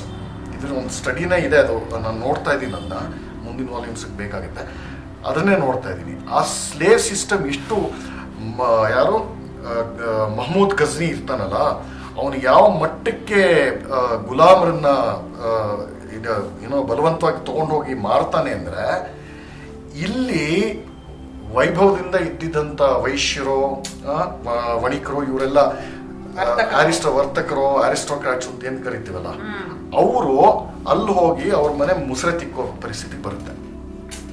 ಮತ್ತೆ ಅವನು ಯಾವ ಮಟ್ಟಕ್ಕೆ ಓವರ್ ಸಪ್ಲೈ ಆಗುತ್ತೆ ಅಂದ್ರೆ, ಇವ್ರದ್ದು ಗುಲಾಮರು ಓವರ್ ಸಪ್ಲೈ ಆಗುತ್ತೆ ಅಂದ್ರೆ, ಅರ್ಧ ಹಣ 4 ಆಣಿ ಇಷ್ಟಕ್ಕೊಬ್ಬ ಗುಲಾಮ ಸಿಗೋಂಗಾಗತ್ತೆ. ಸೊ ನೀವು ಭಾರತದಿಂದ ಕಳಿಸ್ಬೇಡ ಇನ್ ಮುಂದಕ್ಕೆ, ನಮಗೆ ಇಲ್ಲಿ ನಮ್ಮ ಮಾರ್ಕೆಟ್ ಹಾಳಾಗ್ತಾ ಇದೆ, ಸ್ಲೇವ್ ಮಾರ್ಕೆಟ್ ಅಂತ ಅಲ್ಲಿನ ಗವರ್ನರ್ಗಳು ಇವನಿಗೆ ಬರೀತಾರೆ. So what you call Islamic culture was sustain by all these things. ಅಂದ್ರೆ ಈ ಕಾಂಕ್ವೆಸ್ಟ್ ಆಕ್ರಮಣ ಮಾಡಿ ಹಿಂದೂಗಳನ್ನ ತುಂಬಾ ಮೇಲ್ಮಟ್ಟದಲ್ಲಿದ್ದಂತ, ನೀವು ಆಗ್ಲೇ ಹೇಳಿದ್ರಿ ಸಮೃದ್ಧಿಯಲ್ಲೂ ಕೂಡ ನಮ್ಮ ದೇಶ ಬಹಳ ಮುಂದೆ ಇತ್ತು ಅಂತ. ಯಾವುದರಲ್ಲೇ ಆಗಲಿ, ಸಭ್ಯತೆ ಆಗಲಿ, ಸಂಸ್ಕೃತಿ ಆಗಲಿ, ಸಮೃದ್ಧಿ ಆಗಲಿ, ವಿದ್ಯಾಶಾಖೆಗಳಾಗಲಿ, ವಿಜ್ಞಾನವಾಗಲಿ, ವೈದ್ಯಕೀಯ ಪದ್ಧತಿ ಆಗಲಿ ಯಾವುದರನ್ನು ಕಡಿಮೆ ಇದ್ವಿ ನಾವು. ಇಂಥ ಅದ್ಭುತವಾದಂತಹ ಜೀವನೋಪಾಯಗಳನ್ನು ನಡೆಸ್ತಾ ಸಮೃದ್ಧಿಯಾಗಿದ್ದಂತಹ ಜನನ ಇವರು ಆಕ್ರಮಣ ಮಾಡಿ ಅವರನ್ನ ಕೊಂದು ಬೇಯಿಸಿ ಕೊನೆಗೆ ಗುಲಾಮರನ್ನಾಗಿ ಉಳಿದವರನ್ನ ಕರ್ಕೊಂಡು ಹೋದ್ರಲ್ಲ, ಇದು ನಿಜವಾಗ್ಲೂ ಇಸ್ಲಾಮಿಕ್ ಕಲ್ಚರ್ ಅಂತ ಹೇಳಬೇಕಾಗತ್ತೆ. ನಮ್ಮ ಜನ ಇದನ್ನ ತಿಳ್ಕೋಬೇಕು. ಸಂದೀಪ್, ನಿಮ್ಮ ಪುಸ್ತಕದಲ್ಲಿ ಇದನ್ನ ಬುಕ್ 1 ಅಂತ ಕರೆದಿದ್ದೀರಾ. ಅಂದ್ರೆ ಇನ್ನೂ 2-3 ಬರ್ಬೋದು ಅಂತ ನಾನು ಅನ್ಕೊಳ್ತೀನಿ. ಮತ್ತೆ ಈ ಪುಸ್ತಕದಲ್ಲಿ ತಾವು ಎಷ್ಟರವರೆಗೂ ಈ ಇಸ್ಲಾಮಿಕ್ ಇನ್ವೇಷನ್ ಹಾವಳಿಗಳನ್ನ ತಗೊಂಡಿದ್ದೀರಿ? ಯಾಕೆಂದ್ರೆ 8ನೇ ಶತಮಾನದ ಆದಿಯಿಂದ 17-18ನೇ ಶತಮಾನದವರೆಗೂ ಅವರ ಉಪಸ್ಥಿತಿ ಇತ್ತು. ಇಡೀ ಭಾರತದಲ್ಲಿ ಅಲ್ಲದೆ ಇದ್ರು ಕೂಡ ಅಲ್ಲಲ್ಲಿತ್ತು. ಆಮೇಲೆ ಎಲ್ಲೆಲ್ಲಿದ್ರು ಅವರೆಲ್ಲ ಮಾಡಬಾರದನ್ನೆಲ್ಲ ಮಾಡಿದ್ರು, ಮಾಡಬಾರದನ್ನೇ ಮಾಡಿದ್ದು. ಈಗ ಈ ಪುಸ್ತಕದಲ್ಲಿ ಎಲ್ಲಿವರೆಗೂ ಒಂದು 500 ವರ್ಷಗಳದ್ದು ಇಟ್ಕೊಂಡಿದ್ದೀರಿ ಅಂತ ಕಾಣುತ್ತೆ. ಮುಂದಿಂದೆಲ್ಲ ಹೇಗೆ ಪ್ಲಾನ್ ಇದೆ ಅದ್ರ ಬಗ್ಗೆನೂ ಒಂದ್ ಸ್ವಲ್ಪ ಹೇಳಿ, ನಮಗೆ ಕುತೂಹಲ. ಒಟ್ಟು 5 ವಾಲ್ಯೂಮ್ ಅಂತ ಅನ್ಕೊಂಡಿರೋದು, 4 ಅಥವಾ 5 ವಾಲ್ಯೂಮ್ ಅಂತ. ಮೊದಲನೇದು ನೀವು ಹೇಳಿದಾಗೆ ಸುಮಾರು 500 ವರ್ಷದ್ದು. ಇದು ಮುಗಿಯೋದು ಇದು ಶುರು ಆಗೋದು ಮೊಹಮ್ಮದ್ ಬಿನ್ ಕಾಸಿಂ ಇಲ್ಲಿಗೆ ನುಗ್ಗಿದಾಗ. ಮತ್ತೆ ಈ ವಾಲ್ಯೂಮ್ ಮುಗಿಯೋದು ಬಲ್ಬನ್ ಸಾಯೋ ತನಕ ಮುಗಿಯುತ್ತೆ. ಅದಾದ್ಮೇಲೆ ಅಲಾವುದ್ದೀನ್ ಖಿಲ್ಜಿ ಬರುತ್ತೆ. ಖಲ್ಜಿಗಳು ಯಾವ ಇದಕ್ಕೆ ಬರ್ತಾನೆ, ಅವನು ಡೆಲ್ಲಿ ಸುಲ್ತಾನೇಟ್ ಅಂತ, ಸೋಕಾಲ್ ಡೆಲ್ಲಿ ಸುಲ್ತಾನೇಟ್ ಅಂತಾರಲ್ಲ, ಅದು ಬರುತ್ತೆ. ಇದು ಅಲ್ಲಿಗೆ ಮುಗಿಯುತ್ತೆ, ಬಲ್ಬನ್ ಸಾಯೋ ತನಕ ಬರುತ್ತೆ. ಅಂದ್ರೆ ಖಲ್ಜಿ ಅಲಾವುದ್ದೀನ್ ಖಲ್ಜಿ ಬರೋವರೆಗೆ ಅಲ್ಲಿಗೆ ನಿಲ್ಸ್ಕೊಂಡಿದ್ದೀನಿ. ನೆಕ್ಸ್ಟು ಖಲ್ಜಿ ವಂಶ, ಅದಾದಮೇಲೆ ತುಘಲಕ್, ಅಲ್ಲಿಂದ ನೆಕ್ಸ್ಟು ಟೈಮರು, ಲೋಧಿ ಇವರೆಲ್ಲ ಬರ್ತಾರಲ್ಲ. ಸೊ ಒಟ್ಟು ಮೊಹಮ್ಮದ್ ಬಿನ್ ಕಾಸಿಮಿಂದ ಶುರುವಾಗಿ ಬಾಬರ್ ಆಕ್ರಮಣ ತನಕ ಆ ಪೀರಿಯಡ್ ಕವರ್ ಆಗುತ್ತೆ ಈ 5 ವಾಲ್ಯೂಮ್ಸ್. 4 ವಿಷಯ ಇದೆ ಬರೆಯೋದಕ್ಕೆ. ಇದು ನಾವು ಎಲ್ಲಿಂದ ಏನ್ ಹೇಳಿದ್ರು ಕೂಡ ಕೊನೆಗೆ ಹಾಳು ಮಾಡೋಕೆ ಬಂದವರು ಹಾಳು ಮಾಡಿದ್ರು ಅನ್ನೋದು ಸ್ಪಷ್ಟ. ನೀವು ಅದನ್ನ ತುಂಬಾ ಭಾವುಕವಾದಂತ ಒಂದು ಚಾಪ್ಟರ್ ಮಾಡ್ಬಿಟ್ಟಿದ್ದೀರಾ. ನನಗದನ್ನು ಓದ ತಕ್ಷಣ ಸ್ವಲ್ಪ ಮನಸ್ಸಿಗೆ ನೋವಾಯ್ತು. ಹಿಂದೆ ಒಂದು ಯಾವುದೋ ರಾಣಾ ಪ್ರತಾಪ್ ಮೇಲೆ ಒಂದು ಸೀರಿಯಲ್ ಬರ್ತಾ ಇತ್ತು ಹಿಂದೆದು, ಅದನ್ನ ನೋಡ್ತಾ ಇದ್ದು ಜ್ಞಾಪಕ ಬಂತು ನನಗೆ.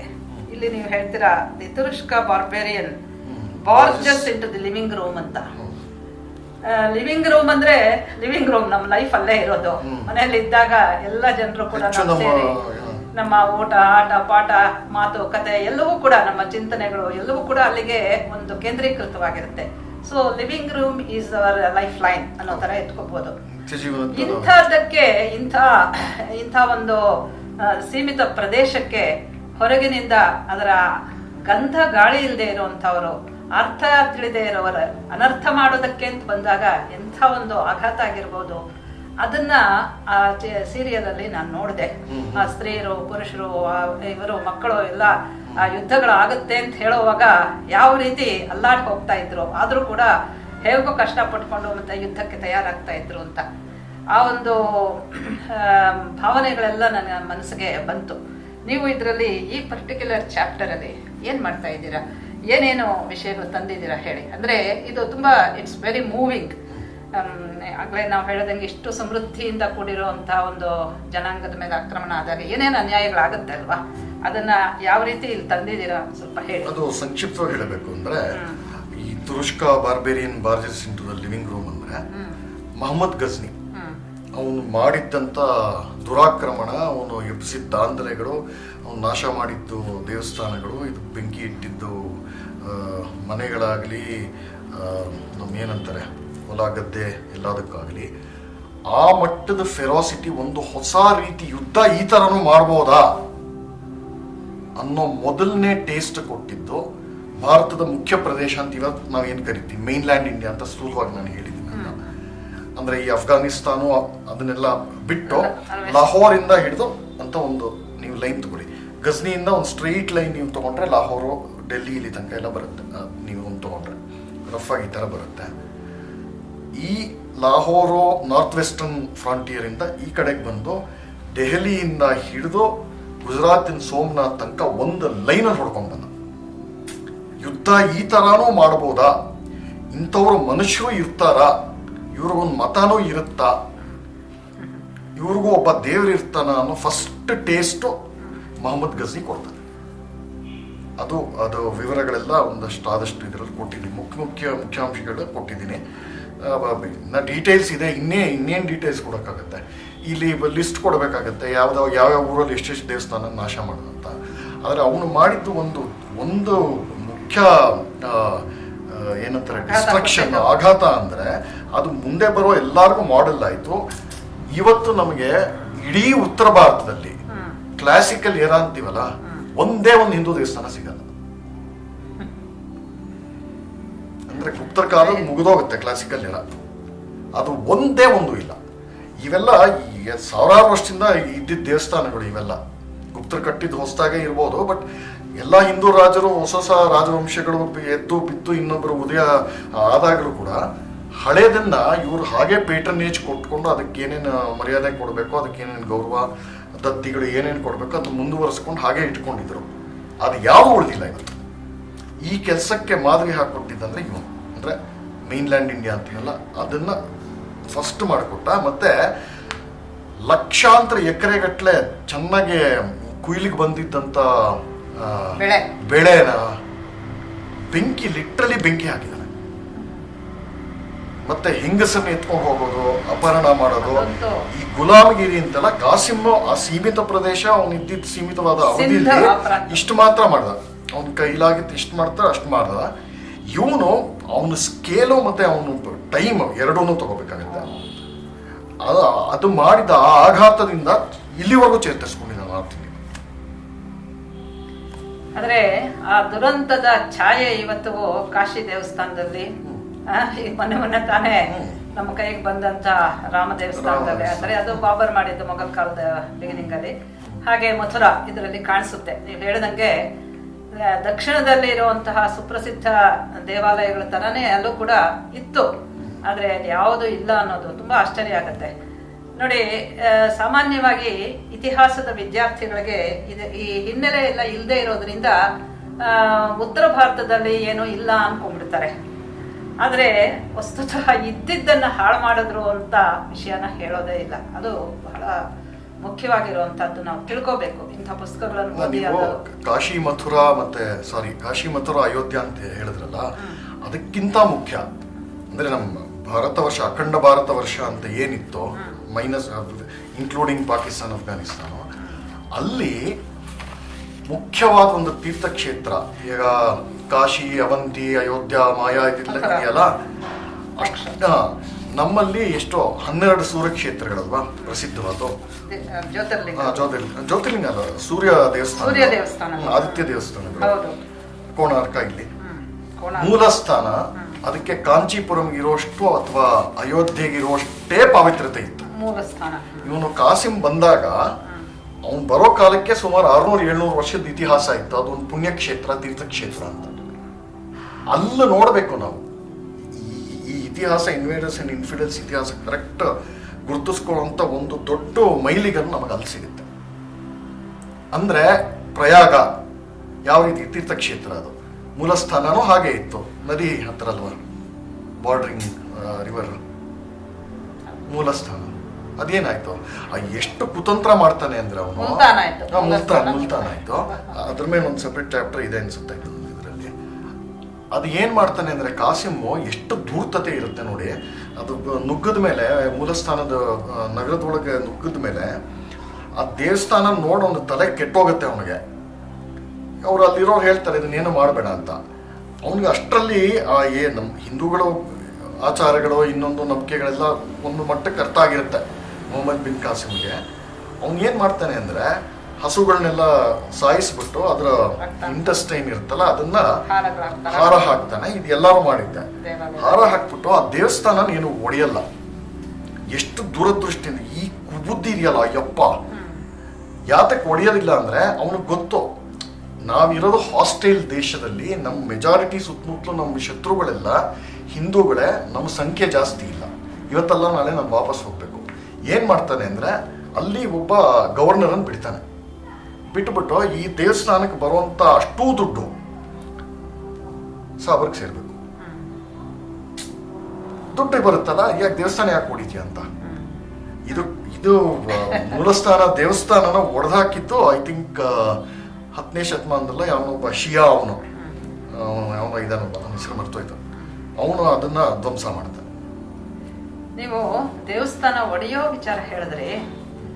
ಬರೀ ಒಡೆಯೋದಷ್ಟೇ ಅಲ್ಲ, ಆ ಹೊಡೆತದಿಂದ ನಮಗೆ ಹೊಡೆತ ಬೀಳ್ಬೇಕು. ಹೌದು, ಹಿಂದೂಗಳಿಗೆ ಹೊಡೆತ ಬೀಳ್ಬೇಕು. ಯಾರು ಅದರಲ್ಲಿ ಶ್ರದ್ಧೆ ಇಟ್ಕೊಂಡಿದ್ದಾರೆ ಅಂಥವರ ಮನಸ್ಸನ್ನ ಚೂರ್ ಚೂರ್ ಮಾಡ್ಬೇಕು ಅನ್ನೋದು ಉದ್ದೇಶ. ಹೀಗಾಗಿ ಅತ್ಯಂತ ಸುಂದರವಾದಂತಹ ವಿಗ್ರಹಗಳನ್ನೆಲ್ಲ ಒಡೆದಿದ್ದಷ್ಟೇ ಅಲ್ಲದೆ, ಆ ಗರ್ಭಗುಡಿಯಲ್ಲಿ ನಾವು ಯಾವುದನ್ನ ಪ್ರಾಣ ಪ್ರತಿಷ್ಠೆ ಮಾಡಿ ಅದನ್ನ ಪೂಜೆ ಮಾಡ್ತಾ ಇದ್ವೋ, ಅರ್ಚನೆ ಮಾಡ್ತಾ ಇದ್ವೋ ಅಂತದನ್ನೆಲ್ಲ ತಗೊಂಡು ಹೋಗಿ ಅವರ ಮಸೀದಿಗಳಲ್ಲಿ, ಅಂದ್ರೆ ಅಲ್ಲೇ ಮಸೀದಿಗಳು ಕಟ್ಟಿದ್ರು, ಅಲ್ಲಿ ಅವರ ಭಕ್ತರೆಲ್ಲ ಇಸ್ಲಾಮಿಯರೆಲ್ಲ ಬಂದು ತುಳಿಯೋದಕ್ಕೆ ಹಾಕೊಂಡ್ರು. ಅದರ ಜೊತೆಗೆ ಸಾವರ್ಕರ್ ಅಂತ ಹೇಳ್ತಾರೆ, ಈ ಅನೇಕ ದೇವಸ್ಥಾನಗಳನ್ನ ಅವರು ಹೊಡೆದಾಗ ಮಥುರಾ ಇಂಥ ಕಡೆಗಳಲ್ಲಿ ಯಾವುದು ನಮಗೆ ಅತ್ಯಂತ ಪವಿತ್ರ ಅಂತ ಅವ್ರಿಗೆ ಗೊತ್ತಾಯ್ತೋ ಅದನ್ನ ಅವರು ತಗೊಂಡು ಹೋಗ್ಬಿಟ್ಟಿದ್ದೇನೆ, ಅವರ ಬಚ್ಚಲ ಮನೆಯಲ್ಲಿ ಹಾಕೊಂಡ್ರು ಉಚ್ಚೆ ಹೊಯ್ಯೋದಕ್ಕೆ ಅಂತ ಹೇಳ್ತಾರೆ. ಇಷ್ಟರ ಮಟ್ಟಿಗೆ ಅಂದ್ರೆ ಒಗಿಯೋದಕ್ಕೆ ಅವರ ಈ ರೀತಿ ತಮ್ಮ ಶುದ್ಧಿ ಮಾಡ್ಕೊಳ್ಳುವಂತ ಜಾಗಗಳಿಗೆ, ಅದು ಅಲ್ಲದೆ ತುಳಿಯುವಂತ ಜಾಗಗಳಲ್ಲಿ ಈ ಧೂರ್ತತೆ, ಯಾಕೆ ನೀವು ಒಂದು ಪದ ಬಳಸಿದ್ರಿ ಧೂರ್ತರು ಅಂತ, ಇಂಥ ಧೂರ್ತರನ್ನ ನಾವು ಇವತ್ತು ಬಂಧುಗಳು, ಇಸ್ಲಾಂ ಬಂಧುಗಳು, ಮುಸ್ಲಿಂ ಬಂಧುಗಳು ಅಂತ ಇನ್ನೂ ಹೇಳ್ಕೊತಾ ಇದೀವಲ್ಲ, ನಾವೆಂಥ ಮೂರ್ಖರು ಅಂತ ಅನ್ಸುತ್ತೆ. ನಾವು ಧೂರ್ತರಲ್ಲ, ಮೂರ್ಖರು ಅಂತ ನಿಮಗೆ ಅನ್ಸುತ್ತೆ ಈ ವಿಚಾರದಲ್ಲಿ? ಖಂಡಿತ ಮೂರ್ಖರು ಮತ್ತೆ ಒಂಥರ ಕನ್ಫ್ಯೂಸ್ ಅಂತ ಹೇಳ್ಬೋದು. ಅದು ಒಂದು. ಇನ್ನೊಂದು, ನೀವು ಒಳ್ಳೆ ಪಾಯಿಂಟ್ ಹೇಳಿದ್ರಿ, ನಮ್ಮ ಮೂರ್ತಿಗಳ ವಿಗ್ರಹಗಳನ್ನ ಒಡೆದು ದೇವಸ್ಥಾನಗಳನ್ನ ಕೆಡವಿದ್ದು ಒಂದು ಮುಖ್ಯ ಇದು ಅಂದ್ರೆ, ಎರಡು ಜಾಗದಲ್ಲಿ ಅದು ಪರಿಣಾಮ ಆಗುತ್ತೆ ಹಿಂದೂಗಳು ಇದ್ರ ಮೇಲೆ. ಒಂದು ಬುದ್ಧಿ, ಇನ್ನೊಂದು ಭಾವ. ಪೂಜೆ ಅಂದ್ರೆ ನಿಮಗೆ ಅರ್ಚನೆ, ಪೂಜೆ ಯಾವುದೇ ಆಗಲಿ ಅದು ಭಾವನೆಗೆ ಸಂಬಂಧಪಟ್ಟಿದ್ದು ನೇರವಾಗಿ, ಆಯ್ತಾ? ಒಡೆದಾಕಿದ್ರೆ ನಿಮ್ಮ ಭಾವನೆಗೆ ಧಕ್ಕೆ. ಬುದ್ಧಿ ಇದರಲ್ಲಿ ಯಾವ ತರ ಕೆಲಸ ಮಾಡುತ್ತೆ ಅಂದ್ರೆ, ಅದು ನಂಬಿಕೆಗಳ ಕಾಲ, ಶ್ರದ್ಧೆ ಕಾಲ, ಆಯ್ತಾ? ಇವತ್ತು ನಾವೆಲ್ಲ ಕ್ವಶನ್ ಮಾಡ್ತೀವಿ, ನಾನು ಏತಿಸ್ಟು ಅಂತ ಎಲ್ಲ ಹೇಳ್ಕೊಂಡು, ಹಿಂದೂಗಳು ಹೇಳ್ಕೊಳ್ಳೋದು ಏತಿಸ್ಟು ಅಂತ, ಬೇರೆ ಯಾರು ಹೇಳ್ಕೊಳ್ಳಲ್ಲ. ಸೊ ಅದು ಬಿಟ್ಬಿಡಿ. ಆ ಕಾಲದಲ್ಲಿ ಏತಿಸಮ್ ಎಲ್ಲ ಇರಲಿಲ್ಲ, ಈಗಿರುವಂಥ ಒಂದು ರ್ಯಾಷನಾಲಿಟಿ ಅಂತೆಲ್ಲ ಇದೆಯಲ್ಲ, ನಂಬಿಕೆಗಳಿದ್ದಿದ್ದು, ಶ್ರದ್ಧೆ ಭಕ್ತಿ ಇದ್ದಿದ್ದ ಕಾಲ. ಬುದ್ಧಿಲಿ ಯಾವ ಥರ ಕೆಲಸ ಮಾಡ್ತಿತ್ತು ಅಂದರೆ, ನೋಡಪ್ಪ ನೀನು ಇಷ್ಟೊಂದು ಪೂಜೆ ಮಾಡ್ತಾ ಇದೆಯಲ್ಲ, ನಿನ್ನ ವಿಷ್ಣುಗೆ ಅದೆಷ್ಟೋ ಕೈ ಇದೆ, ಅವನಿಗೆ ಅದಾದ ಗದೆ ಇದೆ, ಚಕ್ರ ಇದೆ, ಏನಾಯ್ತು ಈಸ್ ಪವರ್ಲೆಸ್ ಅಗೇನ್ಸ್ಟ್ ಅಲ್ಲ ಅಂತ. ಇದು ಬುದ್ಧಿ ಮಟ್ಟದಲ್ಲಿ ಕೆಲಸ ಮಾಡೋದು. ಈಗ ಇಷ್ಟೆಲ್ಲ ಇತಿಹಾಸ ಶಾಲಾ ಪುಸ್ತಕಗಳಲ್ಲಿ, ಪಠ್ಯಗಳಲ್ಲಿ ಪೂರ್ತಿ ಗೊತ್ತಿಲ್ಲದೆ ಇದ್ರು ಕೂಡ, ಅಂದ್ರೆ ಮಕ್ಕಳಿಗೆ ಗೊತ್ತಿಲ್ಲದೆ ಇದ್ರು ಕೂಡ, ಈ ಸಿಲೆಬಸ್ ಮಾಡೋರ್ಗಂತೂ ಅಲ್ಪ ಸ್ವಲ್ಪ ಗೊತ್ತಾಗಿರ್ಬೇಕು. ಆದ್ರೂ ಕೂಡ ಅವರು ಸಿಲೆಬಸ್ ಕಮಿಟಿಗಳಲ್ಲಿ ಇರೋವಂಥವ್ರು ಈಗ ಇಸ್ಲಾಂ ಧರ್ಮ, ಕ್ರಿಶ್ಚಿಯನ್ ಧರ್ಮ ಅಂತ ಹೇಳ್ತಾರೆ. ಧರ್ಮ ಅನ್ನೋದಕ್ಕೆ ಅರ್ಥನೇ ಬೇಡವಾ? ಈಗ ಹೇಗೆ ಈ ಸೆಕ್ಯುಲರ್ ಅನ್ನೋ ಪದನ ತಂದು ಹಾಕ್ಬಿಟ್ಟು ನಮ್ಮ ಕಾನ್ಸ್ಟಿಟ್ಯೂಷನ್ಗೆ ಅದರ ಅಪಾರ್ಥಗಳನ್ನೇ ಮಾಡಿದ್ರು, ಅದೇ ರೀತಿಯಾಗಿ ಈ ಧರ್ಮ ಅನ್ನೋ ಪದನ ತಂದು ಹಾಕಿ ಅದನ್ನ ಸಂಪೂರ್ಣವಾಗಿ ಖಾಲಿ ಮಾಡಾಕ್ಬಿಟ್ರು ಅಂತ ಅನ್ಸುತ್ತೆ. ಇಸ್ಲಾಂ ಧರ್ಮ, ಈಗ ನೀವು ಹೇಳಿದ್ರಿ, ಇದು ಧರ್ಮನ ನಿಜವಾಗ್ಲೂ ಇನ್ನೊಬ್ಬರನ್ನ ಘಾಸಿ ಮಾಡೋದು, ಪರ ಸ್ತ್ರೀಯರನ್ನ ತಗೊಳ್ಳೋದು, ಇದೆಲ್ಲ ಧರ್ಮನ? ಯುದ್ಧ ಮಾಡೋದು ಬೇರೆ, ಅದು ಪೊಲಿಟಿಕಲ್ ಗೇಮ್ಸ್ಗೆ ಮಾಡ್ತಾರೆ, ನಮ್ಮವರು ಮಾಡ್ತಾ ಇದ್ರು ಪರಸ್ಪರ. ಆದ್ರೆ ಈ ರೀತಿಯಾಗಿ ಒಂದು ಜನಾಂಗದ ಭಾವ, ಭಕ್ತಿ, ಶ್ರದ್ಧೆ ಏನೇನಿರುತ್ತೋ ಅವರ ಮೂಲವಾದಂಥ ಅಂತರಂಗ ಶಕ್ತಿಗಳು, ಅದೆಲ್ಲ ಹಾಳು ಮಾಡೋದಕ್ಕೆ ಹೊರಟಂಥದ್ದು ಧರ್ಮ ಆಗೋದಕ್ಕೆ ಸಾಧ್ಯವಿಲ್ಲ ಅಂತ ನನ್ನ ಅಭಿಪ್ರಾಯ. ಇವತ್ತಿಗೂ ಕೂಡ ಶಾಲಾ ಪಠ್ಯ ಪುಸ್ತಕಗಳಲ್ಲಿ ಈ ಭಾವನೆ ಹೋಗಿಲ್ಲ. ನಮ್ಮವರು ಇದನ್ನೇ ಬರೀತಾರೆ ನೋಡಿ, 6ನೇ ಕ್ಲಾಸ್ ಪುಸ್ತಕದಲ್ಲಿ ಇದು ಬಂದಿದೆ, ಇಸ್ಲಾಂ ಧರ್ಮ ಅಂತ ಹೇಳ್ತಾರೆ. ಅದರ ಜೊತೆಗೆ ವೈದಿಕ ಸಂಸ್ಕೃತಿ, ಅದ್ರ ಬಗ್ಗೆ ಒಂದು ಸಣ್ಣ ಪಾಠ ಇದೆ. ಅದನ್ನ ಹೇಳೋವಾಗ ಈ ಆರ್ಯನ್ ಇನ್ವೇಷನ್ ಥಿಯರಿ ಅನ್ನೋದು ಯಾವುದೋ ಕಾಲಕ್ಕೆ ಸತ್ತೋಯ್ತು. ಅದು ಯಾವುದೋ ಕಾರಣಕ್ಕೆ ಅವರು ಬ್ರಿಟಿಷರು ಉತ್ಪಾದನೆ ಮಾಡಿದ್ದು ಆ ಒಂದು ಥಿಯರಿಯನ್ನ, ಮತ್ತೆ ಅವರೇ ಅದನ್ನ ಕೈಯು ಬಿಟ್ರು. ಆದ್ರೂ ಕೂಡ ನಮ್ಮವ್ರು ಬಿಡ್ತಾ ಇಲ್ಲ. ಅಂದ್ರೆ ನಮ್ಮವ್ರಿಗೆ ನಮ್ಮ ಮೇಲೆ ಘಾತ ಮಾಡ್ಕೊಳ್ಳೋದಕ್ಕೆ ಬಹಳ ಪ್ರಿಯ ಅಂತ ಅನ್ಸುತ್ತೆ. ಈ ಎಜುಕೇಶನ್ ಸಿಸ್ಟಮ್ ಅಲ್ಲಿ ಇಷ್ಟಕ್ಕೂ ಇತಿಹಾಸನ ಓದಬೇಕಾಗಿರೋದು ಯಾರು? ನಾವು. ನಮ್ಮ ದೇಶದ ಇತಿಹಾಸನ ಯಾತಕ್ಕೆ ಓದಬೇಕು? ಫೈನಲಿ ಎಜುಕೇಶನ್ನ ಒಂದು ಪರಮೋದ್ದೇಶ ಏನು ಅಂತ ಹೇಳಿದ್ರೆ, ನಿಮ್ಮಲ್ಲಿ ನಿಮಗೆ ಆತ್ಮಾಭಿಮಾನ ಮೂಡಬೇಕು, ಆತ್ಮಜ್ಞಾನ ಮೂಡಬೇಕು ಅನ್ನೋದು. ಅದಕ್ಕೆ ಪೂರಕವಾಗಿರುವಂಥದ್ದು ಯಾವುದು? ನಿಮ್ಮ ದೇಶದ ಇತಿಹಾಸನ ಸರಿಯಾಗಿ ತಿಳ್ಕೊಬೇಕಾಗಿರುವಂಥದ್ದು. ನಿಮ್ಮ ಪೂರ್ವಜರೆಲ್ಲ ಇಂಥ ಮೂರ್ಖರು ಧೂರ್ತರು ಅಂತೆಲ್ಲ ನಾವು ಅನ್ಕೊಂಡ್ಬಿಟ್ರೆ ಅದು ಹೇಗೆ ಮಕ್ಕಳಿಗೆ ಇತಿಹಾಸ? ಆ ದೃಷ್ಟಿಯಿಂದ ನಮ್ಮ ಜನ ಯಾರು ಇವಾಗ ಇತಿಹಾಸ ಪುಸ್ತಕಗಳನ್ನು ಬರೀತಾ ಇದ್ದಾರೆ, ಇವರು ಒಂದಿಷ್ಟಾದರೂ ಕೂಡ ಗಮನ ಕೊಡಬೇಕು. ಆದರೆ ಗಮನ ಕೊಡ್ತಾ ಇಲ್ಲ. ಜೊತೆಗೆ ಸರ್ಕಾರಗಳ ಕೈಯಲ್ಲಿ ಇರೋದ್ರಿಂದ ಸರ್ಕಾರಗಳು ಆದಾಗೆಲ್ಲ ಅವರವ್ರಿಗೆ ಇಷ್ಟ ಬಂದ ಹಾಗೆ ಅಂಥವ್ರನ್ನ ಕರೆದು ಬರೆಸ್ತಾ ಇದ್ದಾರೆ. ನಿಮ್ಮ ಅಭಿಪ್ರಾಯ ಏನು? ನೀವು ಸುಮಾರು ಕಡೆ ಹೋಗಿ ಇದೆಲ್ಲ ಉಪನ್ಯಾಸಗಳನ್ನು ಕೊಟ್ಟು ಬಂದಿದ್ದೀರಾ. ಈ ರೀತಿಯಾಗಿ ಚಿಕ್ಕ ವಯಸ್ಸಿನಲ್ಲಿ ನಾವು ಸರಿಯಾದ ಇತಿಹಾಸವನ್ನು ಹೇಳದೇ ಇದ್ರೆ ಅದು ಹೇಗೆ ನಾವು ಮುಂದೆ ಬದುಕಿ ಬಾಳೋದು ಅಂತ ನನಗೆ ನಿಜವಾಗ್ಲೂ ತುಂಬ ಸಂದೇಹ ಆಗ್ತಾ ಇದೆ. ಅಲ್ಲ, ಅದೇ ನೀವು ಹೇಳಿದಾಗೆ ಈ ಪಠ್ಯಪುಸ್ತಕಗಳನ್ನು ಬರೆಯುವಂಥ ಕೆಲಸ ಸರ್ಕಾರದ್ದಲ್ಲ. It has to get out, government has to get out of education, writing textbooks. Education department ಅದೆಲ್ಲ ಇರಲಿ, ಬೇರೆ ಆಕ್ಟಿವಿಟಿಗೂ ಒಂದು ಕಾನೂನು ರೀತಿಯ ಫ್ರೇಮ್ವರ್ಕು ಒಂದು ಇರಲಿ. ರೆಗ್ಯುಲೇಟರಿ ಬಾಡಿ ಥರ, ಓವರ್ಸೀಯಿಂಗ್ ಬಾಡಿ ಥರ ಇರಬೇಕು. ಅದು ಬಿಟ್ಟರೆ ನಮ್ಮಲ್ಲಿ ಹಳೆ ಎಜುಕೇಷನ್ ಪದ್ಧತಿ ಯಾವ ಥರ ಇತ್ತು ಅಂದರೆ ಫಂಡಿಂಗ್, ಎಸ್ಪೆಷಲಿ ಅಂದರೆ ಇಂಥವರು ಸ್ಕಾಲರ್ಸು, ಪಂಡಿತರು, ಮೇಷ್ಟ್ರುಗಳು, ಯಾರು ಒಟ್ಟಿನಲ್ಲಿ ಆಚಾರ್ಯರು, ಪ್ರಾಧ್ಯಾಪಕರು, ಯಾವುದಾದ್ರು ಹೆಸರು ಕೊಡಲಿ, ಅವ್ರಿಗೆಲ್ಲ ಫಂಡಿಂಗ್ ಯಾವ ಥರ ಆಗ್ತಾ ಇತ್ತು ನಮ್ಮಲ್ಲಿ? ಫಾರ್ಮಲ್ ಲರ್ನಿಂಗು, ಎಜುಕೇಷನ್ನು, ಕಲಿಕೆ ಯಾವ ಥರ ಆಗ್ತಾ ಇತ್ತು ಅಂದರೆ ಕಮ್ಯುನಿಟಿ ವಾಸ್ ಫಂಡಿಂಗ್. ದೇವಸ್ಥಾನಗಳು ಒಂದಷ್ಟು ಕೊಡ್ತಾ ಇತ್ತು, ಆಮೇಲೆ ವರ್ತಕರು ಒಂದಷ್ಟು ಕೊಡ್ತಾ ಇದ್ರು, ರೈತರು ಒಂದಷ್ಟು ಅವರು ಇದರಿಂದ ದವಸ ಧಾನ್ಯ ಒಂದು ಎತ್ತಿಡ್ತಾ ಇದ್ರು. ಹೀಗೆ ಒಂದು ಕಂಟ್ರಿ, ಎಸ್ಪೆಷಲಿ ನಮ್ಮ ಸನಾತನ ಧರ್ಮದಂಥ ಒಂದು ಸಿವಿಲೈಸೇಷನ್ ಇದು, ಬರೀ ದೇಶ ಒಂದಲ್ಲ ಆಯ್ತಾ. It is a only ancient unbroken civilisation still existing ಅಲ್ವಾ. ಅವತ್ತಿನ ಋಗ್ವೇದದ ಋಷಿ ಯಾವ ಥರ ಪಾಠ ಹೇಳ್ತಾ ಇದ್ದು ಇವತ್ತು ಅದೇ ಹೇಳೋದು. ಇದು ಬೇರೆ ದೇಶದಲ್ಲೂ ಕಾಣಲ್ಲ ನಿಮಗೆ. ಇದು ಇವತ್ತು ನೆನ್ನೆದಲ್ಲವಲ್ಲ. ಈ ಅನ್ಬ್ರೋಕನ್ ಈ ಎಜುಕೇಶನ್ ಸಿಸ್ಟಮ್ನ ಕಮ್ಯುನಿಟಿ ಫಂಡಿಂಗೇ ಮಾಡಬೇಕು. ಇಲ್ಲ ಅಮೆರಿಕದಲ್ಲೆಲ್ಲ ಈಗ ಅದೇ ಆಗ್ತಾ ಇರೋದು, ಎಷ್ಟೊಂದು ಕಡೆ ಆಗ್ತದೆ. ಕಮ್ಯುನಿಟಿ ಲೈಬ್ರರೀಸು, ಕಮ್ಯುನಿಟಿ ಇದು ಸ್ಕೂಲ್ಗಳು ಈ ಥರನೇ ಇತ್ತು ಆಯ್ತಾ. ಜ್ಞಾನರಾಶಿ ಒಂದೇ ಇರೋದು. ನೀವು ಎಲ್ಲದರಲ್ಲೂ ಮೂಗು ತೋರಿಸ್ತೀನಿ ಅಂದರೆ ಅದು ನೀವು ಹೇಳ್ದಂಗೆ ಪಾರ್ಟಿ ಚೇಂಜ್ ಆದರೆ ಇನ್ನೊಬ್ಬ ಬರೀತಾನೆ ಅಷ್ಟೇ. ಈ ಕಮಿಟಿಗಳು ಇದೆಲ್ಲ ದೇ ಹ್ಯಾವ್ ಟು ಬಿ ಡಿಸ್ಬ್ಯಾಂಡೆಡ್. ನಾವು ಟ್ಯಾಕ್ಸ್ ಕಟ್ಟಲ್ಲ ಅಂತ ಹೇಳಬೇಕಾಗುತ್ತೆ. ಇಲ್ಲ ಅಂದರೆ ಮೂಲ ಸ್ತಂಭನೇ ಎಜುಕೇಷನ್ ಅಲ್ವಾ, ಶಿಕ್ಷಣ ಅಲ್ವಾ, ದೇಶ ಕಟ್ಟೋದಕ್ಕೆ.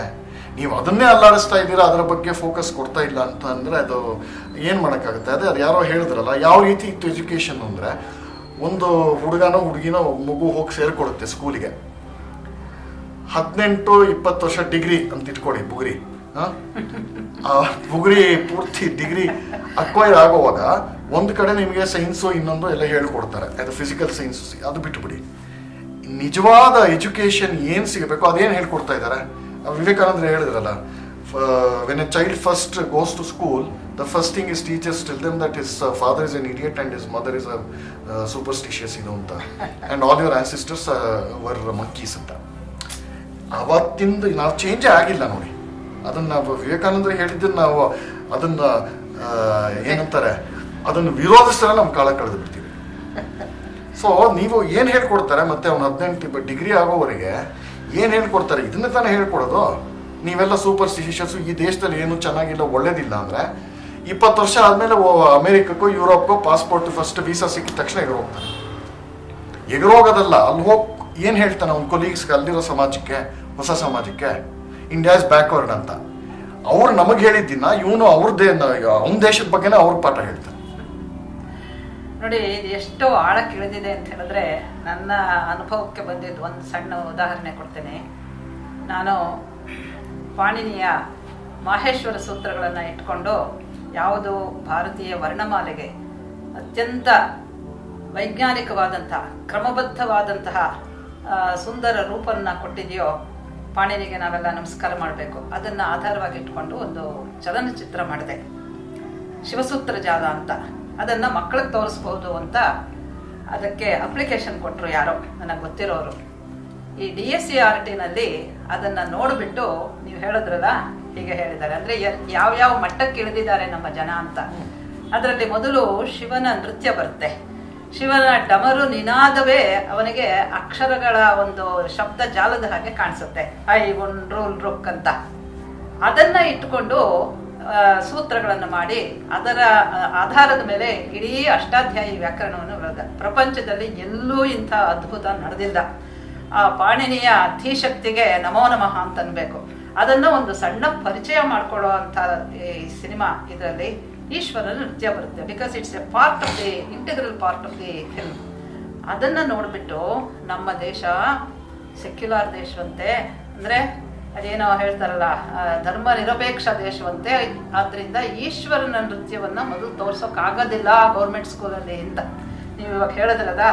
ಯಾವ ಮಟ್ಟಕ್ಕೆ ಇಳಿದಿದೆ ನಿಮ್ಮ ಪೂರ್ವಜರು ಮಂಕಿಗಳು ಅಂತ ಹೇಳಿದ್ರಲ್ಲ, ಇವರೇ ಮಂಕಿಗಳಾಗಿ ಕೂತಿದ್ದಾರೆ ಅಂತ ನಾನು ಹೇಳ್ತಾ ಇದ್ದೀನಿ. ಇದು ಸರ್ಕಾರದ ಅಧಿಕಾರಿಗಳು DSCRT ಶಿಕ್ಷಣ ಇಲಾಖೆಯಲ್ಲಿ ಇರೋರು ಹೇಳಿದ್ದು. ಅಂದಮೇಲೆ ನಾವು ಯಾವ ಮಟ್ಟಕ್ಕೆ ಇಳಿದಿದ್ದೀವಿ ಅಂತ ಅರ್ಥವಾಗ್ತದೆ. ಖಂಡಿತ ಹೌದು. ಹಾಗೆ ಈ ಪುಸ್ತಕದಲ್ಲಿ ತುಂಬ ವಿವರಗಳನ್ನು ಕೊಟ್ಟಿದ್ದೀರಾ. ವಿವರಗಳನ್ನು ಕೊಡೋದಕ್ಕೆ ನೀವು ಸಾಕಷ್ಟು ಅಧ್ಯಯನ ಮಾಡಿದ್ದೀರಾ. Your ಬಿಬ್ಲಿಯೋಗ್ರಫಿ is very impressive.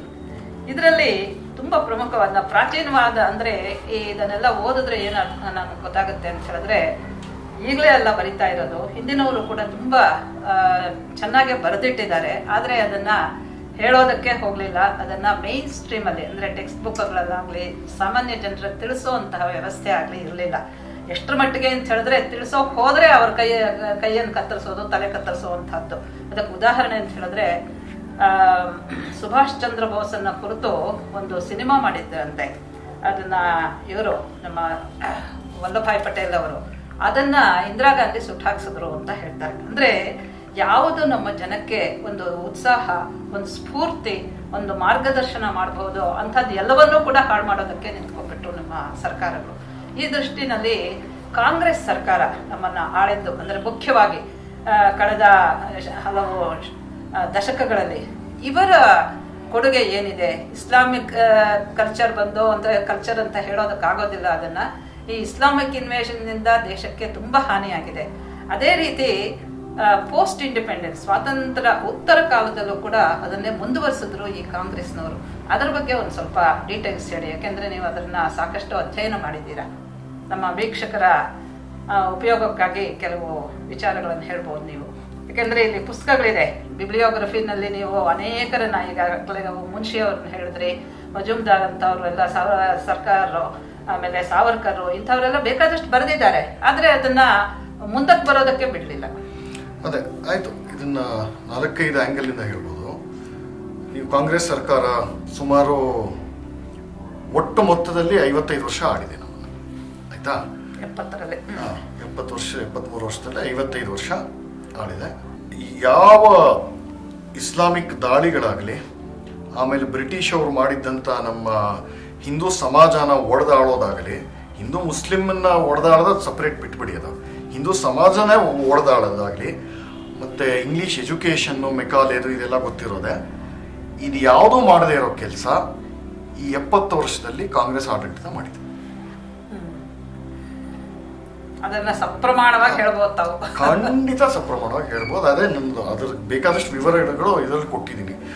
70 years of secularism ಅಲ್ಲಿ ಆ ವಿವರಗಳೆಲ್ಲ ಕೊಟ್ಟಿದ್ದೀನಿ. ಸೊ ಅದನ್ನು ಸಂಕ್ಷೇಪ ಮಾಡಿ ಹೇಳೋದಾದ್ರೆ, ಮುಖ್ಯವಾಗಿ ಅವರು ಮಾಡ್ಕೊಂಡಿದ್ದೇನು ಅಂತಂದ್ರೆ, ಕಮ್ಯುನಿಸ್ಟ್ಗಳ ಜೊತೆ ನೆಹರು ಮತ್ತೆ ಅವ್ರ ಸಂತತಿ ಒಂದು ಅನೈತಿಕ ಮೈತ್ರಿ ಇಟ್ಕೊಂತು, ಆಯ್ತಾ? ಅವ್ರ ಕೈಗೆ ನಮ್ಮ ಶಿಕ್ಷಣ ಮತ್ತೆ ನಮ್ಮ ಏನಂತಾರೆ ಕಲ್ಚರ್, ಅಂದರೆ ಈಗ ಸಾಹಿತ್ಯ, ಥಿಯೇಟರು, ಇದೆಲ್ಲ ನೃತ್ಯ, ನಾಟಕ, ಸಂಗೀತ, ಸಾಹಿತ್ಯ, ಆಯ್ತಾ? ಇದು ಎರಡು ಕ್ರೂಷಿಯಲ್ ಆಗಿರುವಂಥ, ಅತಿ ಮುಖ್ಯವಾಗಿರುವಂಥ ಕ್ಷೇತ್ರಗಳನ್ನ ಅವ್ರ ಕೈಗೆ ಸಾರಾಸಗಟಾಗಿ ಬರ್ಕೊಟ್ಬಿಟ್ರು, ಆಯ್ತಾ? ಅದರಿಂದ ಆಗಿರೋ ಅನಾಹುತ, ಅದರಿಂದ ನಾವು ಆಚೆ ಬರೋದಕ್ಕೆ ಇನ್ನೆಷ್ಟು ಎಷ್ಟು ದಶಕಗಳು ಬೇಕಾಗುತ್ತೋ ಗೊತ್ತಾಗೋದಿಲ್ಲ. ಅದು ಏನು ಮಾಡ್ತು ಅಂದರೆ, ಅವರು ನೋಡಿ, ನೀವು ಇದನ್ನ ಶಿಕ್ಷಣ ಇಂಥದ್ದು ಇಟ್ಕೊಂಡ್ಬಿಟ್ಟು ನಿಮ್ಮ ಐಡಿಯಾಲಜಿನ ನೀವು ಹಿಸ್ಟ್ರಿನೇ ತಿರ್ಗಾ ಮುರ್ಗಾ ಬರಿತೀರಾ ಅಂತ ಹೇಳಿದ್ರೆ, ನೀವು ಜನ್ರೇಷನ್ಸನ್ನ ಇಂಪ್ಯಾಕ್ಟ್ ಮಾಡ್ತೀರಾ. ಅದು ಓದ್ಬಿಟ್ಟು ಬೆಳೆದಿರೋಂಥ ಮಕ್ಕಳು, ಅವಾಗ ಜಸ್ಟ್ ಇವಾಗಲೇ ಹೇಳಿದ್ನಲ್ಲ, ಅವ್ರು ನಾಳೆ ಬೆಳೆದು ದೊಡ್ಡವ್ರು ಆಗ್ತಾರೆ. ಏನೇನಾಗ್ತಾರೆ, ಕೆಲವರು ಸೈಂಟಿಸ್ಟ್ ಆಗೋ ಫಾರಿನ್ಗೋ ಎಲ್ಲೋ ಅಬ್ರಾಡ್ ಎಲ್ಲೋ ಹೋಗ್ಬೋದು. ಇಲ್ಲೇ ಉಳ್ಕೊಂಡಿರೋರು ಏನಾಗ್ತಾರೆ, ಪೊಲೀಸ್ ಆಗ್ತಾರೆ, ಲಾಯರ್ ಆಗ್ತಾರೆ, IAS ಆಫೀಸರ್ ಆಗ್ತಾರೆ, ಜಡ್ಜ್ ಆಗ್ತಾರೆ, ಪ್ರೊಫೆಸರ್ ಆಗ್ತಾರೆ. ನೀವು ಸಮಾಜದಲ್ಲಿ ಎಷ್ಟೆಷ್ಟು ಪ್ರೊಫೆಷನ್ ತಗೋಬಹುದು ಗೌರ್ಮೆಂಟ್ ಆಫೀಸಲ್ಲಿ ಕ್ಲರ್ಕ್ ಆಗ್ತಾರೆ. ಅವರು ಮೂಲ ಅವರು ಬುದ್ಧಿ ಆಗಲಿ ಮತ್ತೆ ಒಂದು ಪ್ರಾಪಂಚಿಕ ಜ್ಞಾನ ಈ ವಿಷಯಗಳ ಬಗ್ಗೆ, ನಮ್ಮ ದೇಶದ ಇತಿಹಾಸದ ಬಗ್ಗೆ, ಧರ್ಮದ ಬಗ್ಗೆ, ಇನ್ನೊಂದು ಬಗ್ಗೆ ಯಾವ ರೀತಿ ಎಲ್ಲಿಂದ ಬಂದಿರುತ್ತೆ ರಾ ಮೆಟೀರಿಯಲ್, ಅವ್ರು ಸ್ಕೂಲಲ್ಲಿ ಓದಿರೋದ್ರಿಂದನೇ ಬರುತ್ತೆ ತಾನೆ. ಹಾಗಾಗಿ DSRT ಪ್ರಭೃತಿ ಯಾರಿದ್ದಾರೆ ಅವ್ರಿಗೆ ಇದರಿಂದಾನೆ ಆ ಟೆಕ್ಸ್ಟ್ ಬುಕ್ ಬೈಬೇಕು. ಇದು ಮಾಡಿದ್ದು ಕಾಂಗ್ರೆಸ್.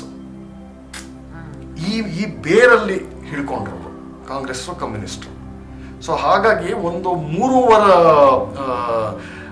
ಏನಂತಾರೆ ಅದನ್ನ, ಒಂದು 3 ಜನರೇಷನ್ ನಮ್ಮ ಮಕ್ಕಳನ್ನ, ಅದಕ್ಕೆ ನಾನು ವಿಕ್ಟಿಮೆ. 4 ಪೀಳಿಗೆಯನ್ನ ಸರ್ವನಾಶ ಮಾಡಿಬಿಟ್ಟಿದ್ದಾರೆ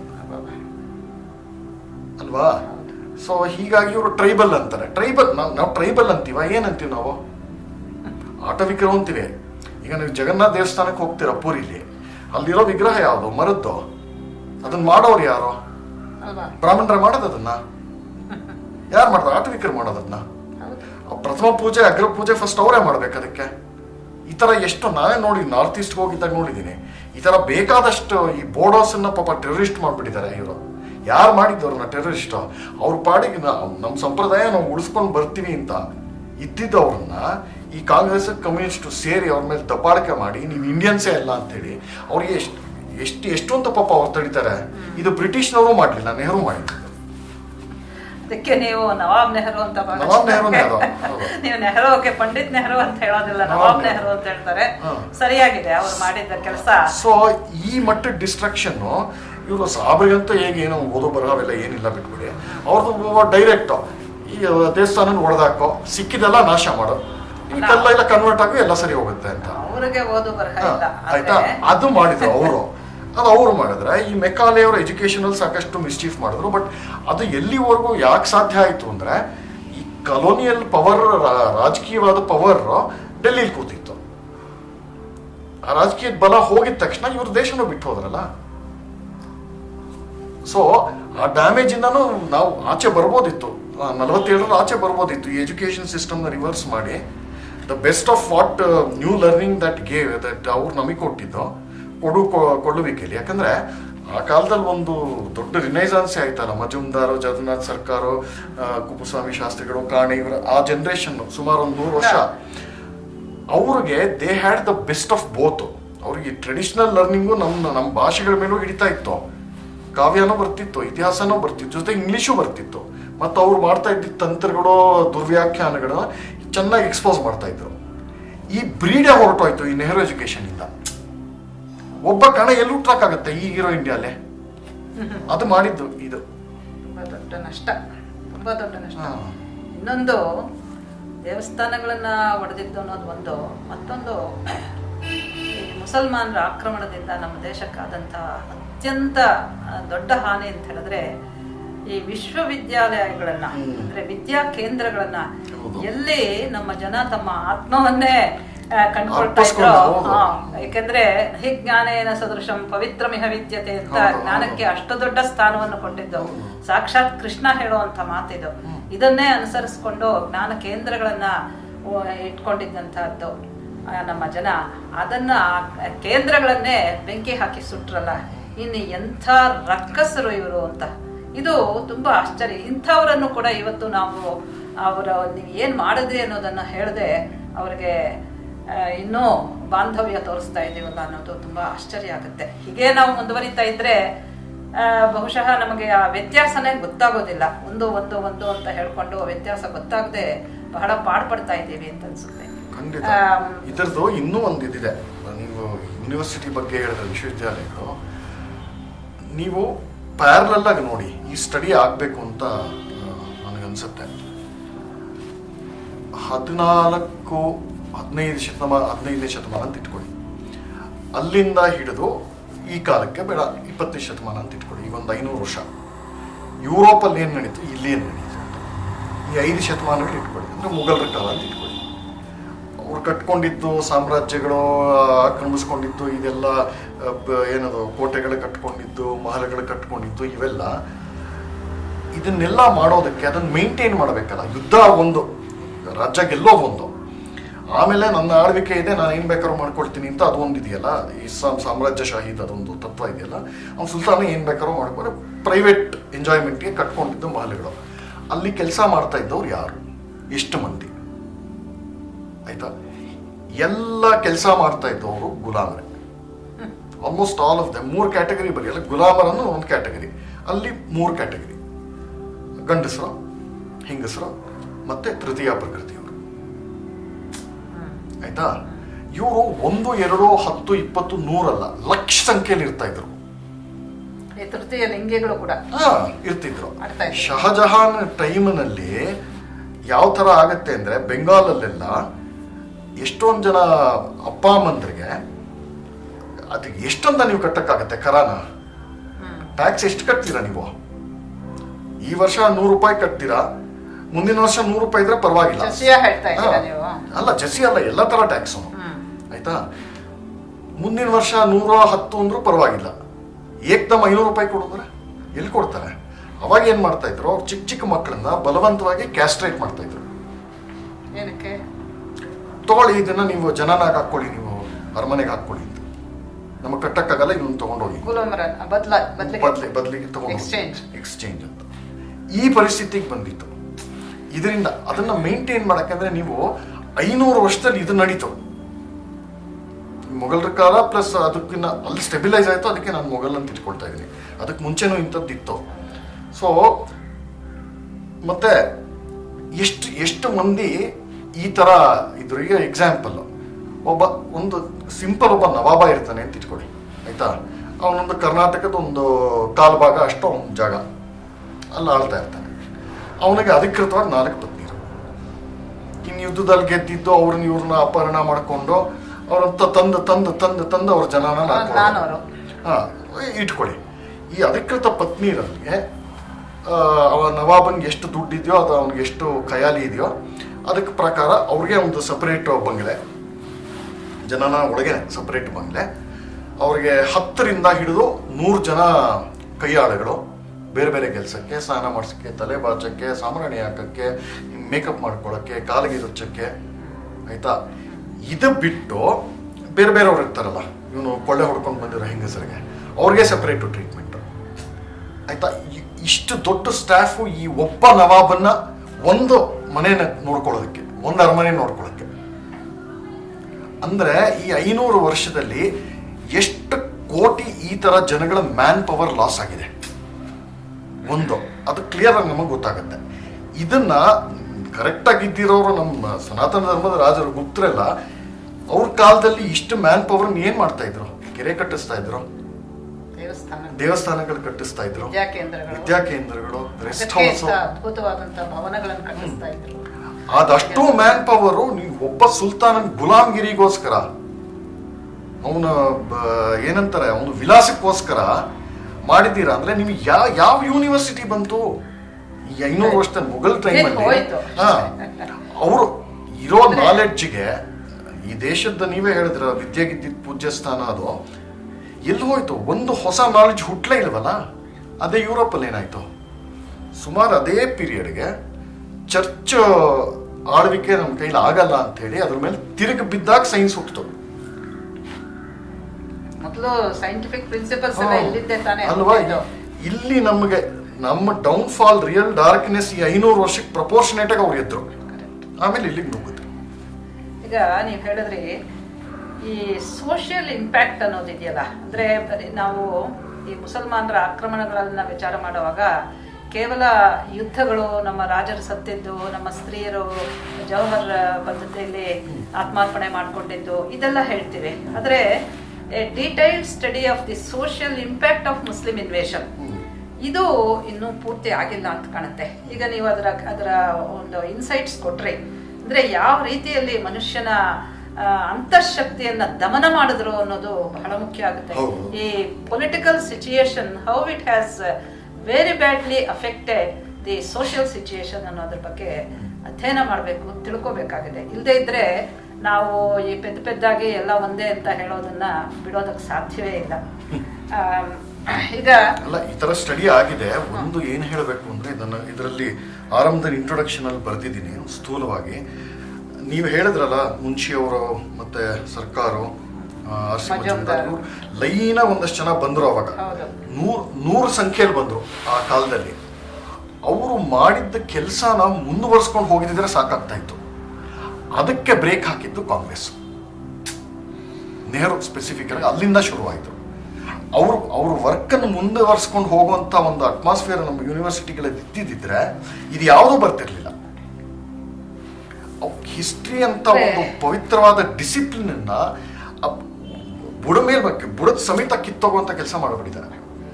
ಕಾಂಗ್ರೆಸ್ನ ಈ ಕೊಡುಗೆ ಇದೆಯಲ್ಲ ಅದ್ಭುತವಾಗಿದೆ. ಅದಕ್ಕೆ ಹೇಳಿದ್ದು ಇವ್ರು ಮಕಾಲೆ, ಕ್ರಿಶ್ಚಿಯನ್, ಬ್ರಿಟಿಷು, ಇಸ್ಲಾಂ ಇದು ಮೂರು ಮಾಡೋಕ್ಕಾಗದೇ ಇರೋ ಕೆಲಸ ಅಷ್ಟು ನೂರಾರು ವರ್ಷದಲ್ಲಿ ಈ ಒಂದು ಫ್ಯಾಮಿಲಿ ಮಾಡಿದೆ.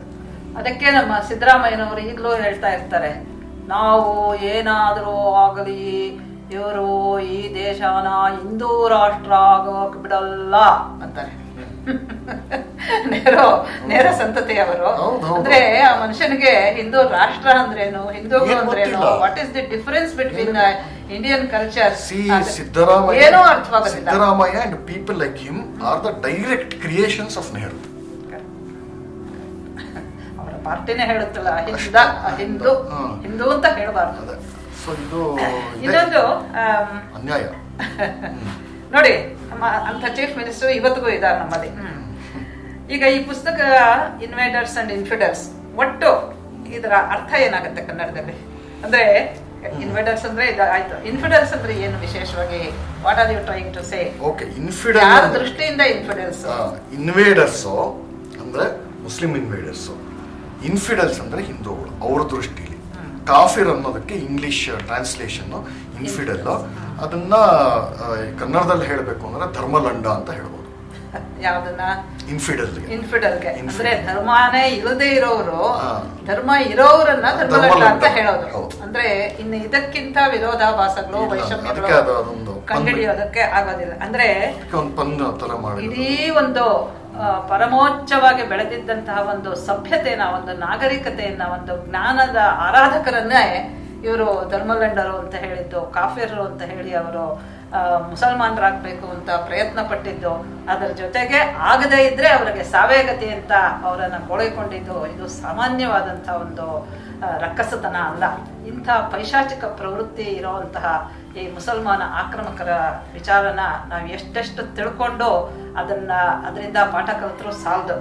ಈ ದೃಷ್ಟಿನಲ್ಲಿ ಈ ಪುಸ್ತಕ ತುಂಬಾ ಹೆಲ್ಪ್ ಆಗುತ್ತೆ.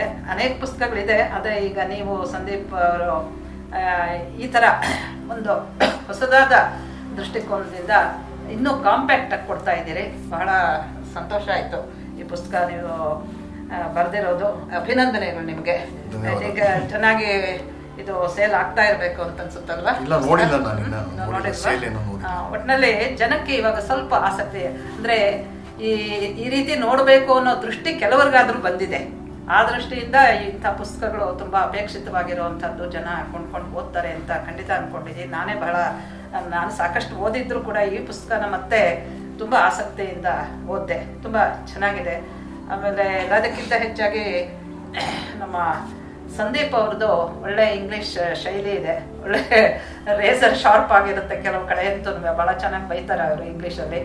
ಅದು ಎಲ್ಲಿಂದ ಕಲ್ತ್ಕೊಂಡ್ರೆ ಗೊತ್ತಿಲ್ಲ. ತುಂಬಾ ಸೊಗಸಾದಂಥ ಇಂಗ್ಲೀಷಲ್ಲಿ ಈ ಪುಸ್ತಕನ ಬರೆದಿದ್ದಾರೆ. ಅವರಿಗೆ ಅಭಿನಂದನೆಗಳನ್ನು ಹೇಳ್ತಾ, ಲೀಲಾಜಾಲಕ್ಕೆ ಬಂದು ತಮ್ಮ ಅತ್ಯಂತ ಅಮೂಲ್ಯವಾದಂಥ ಸಮಯ, ಇದನ್ನ ಸುಮ್ಮನೆ ಹೇಳ್ತಾ ಇಲ್ಲ ನಾನು, ಅವರು ನಿತ್ಯ ಬರಿತಾ ಇರ್ತಾರೆ, ಓದ್ತಾ ಇರ್ತಾರೆ, ಸಮಯ ಎಷ್ಟಿದ್ರು ಸಾಲದು. ಆದರೂ ಇಲ್ಲಿಗೆ ಬಂದು ಈ ಪುಸ್ತಕದ ಬಗ್ಗೆ ಮಾತಾಡೋದಿದ್ರಲ್ಲ, ಅದಕ್ಕೋಸ್ಕರವಾಗಿ ಅವರಿಗೆ ನಾವು ಲೀಲಾಜಾಲದ ಪರವಾಗಿ ಹೃತ್ಪೂರ್ವಕವಾದಂಥ ಅಭಿನಂದನೆಗಳನ್ನು, ಧನ್ಯವಾದಗಳನ್ನು. ಸೀತಾರಾಮ್ ಗೋಯಲ್ ಅಂತವ್ರು ಮಾಡಿಬಿಟ್ಟಿರೋ ಕೆಲಸ, ನಾವು ಸ್ಫೂರ್ತಿ ತಗೊಳ್ಳೋದು ಬಿಟ್ರೆ ಸೀತಾರಾಮ್ ಗೋಯಲ್ ಅಂತ ಅವ್ರು ಮಾಡಿದ್ದಾರೆ, ಆದ್ರೆ ಅದು ಇನ್ನೂ ಪ್ರಸಾರ ಆಗಿಲ್ಲ. ಅದರಿಂದ ಆ ವರ್ಕ್ ಅನ್ನು ಮುಂದುವರಿಸುವಂತದ್ದು ಆಗ್ಬೇಕಾಗಿದೆ. ಅದನ್ನ ನೀವು ಮಾಡ್ತಾ ಇದ್ದೀರಾ. ಸಣ್ಣ ಪುಟ್ಟದಾಗಿ ಎಷ್ಟೋ ಜನ ಮಾಡ್ತಾ ಇದ್ದಾರೆ. ಯಾಕಂದ್ರೆ ಇದು ಕೆಲಸ ಅಗಾಧವಾಗಿರೋದ್ರಿಂದ ಎಷ್ಟು ಮಾಡಿದ್ರು ಸಾಲದು. ಇನ್ನು ಎಷ್ಟು ಜನಕ್ಕೆ ಈ ವಿಚಾರಗಳು ನೇರ ತಲುಪಿದೆ ಇನ್ನೂ ಇಲ್ಲ ಅಲ್ವಾ? ಆ ದೃಷ್ಟಿಯಿಂದ ಎಷ್ಟೆಷ್ಟು ಮಾಡಿದ್ರೂ ಬೇಕಾಗಿರುವಂತಹ ಕೆಲಸ ಇದು. ಅದನ್ನು ನೀವು ಮಾಡ್ತಾ ಇದ್ದೀರಿ, ಅದಕ್ಕೆ ಅಭಿನಂದನೆಗಳು. ಧನ್ಯವಾದಗಳು. ಧನ್ಯವಾದ.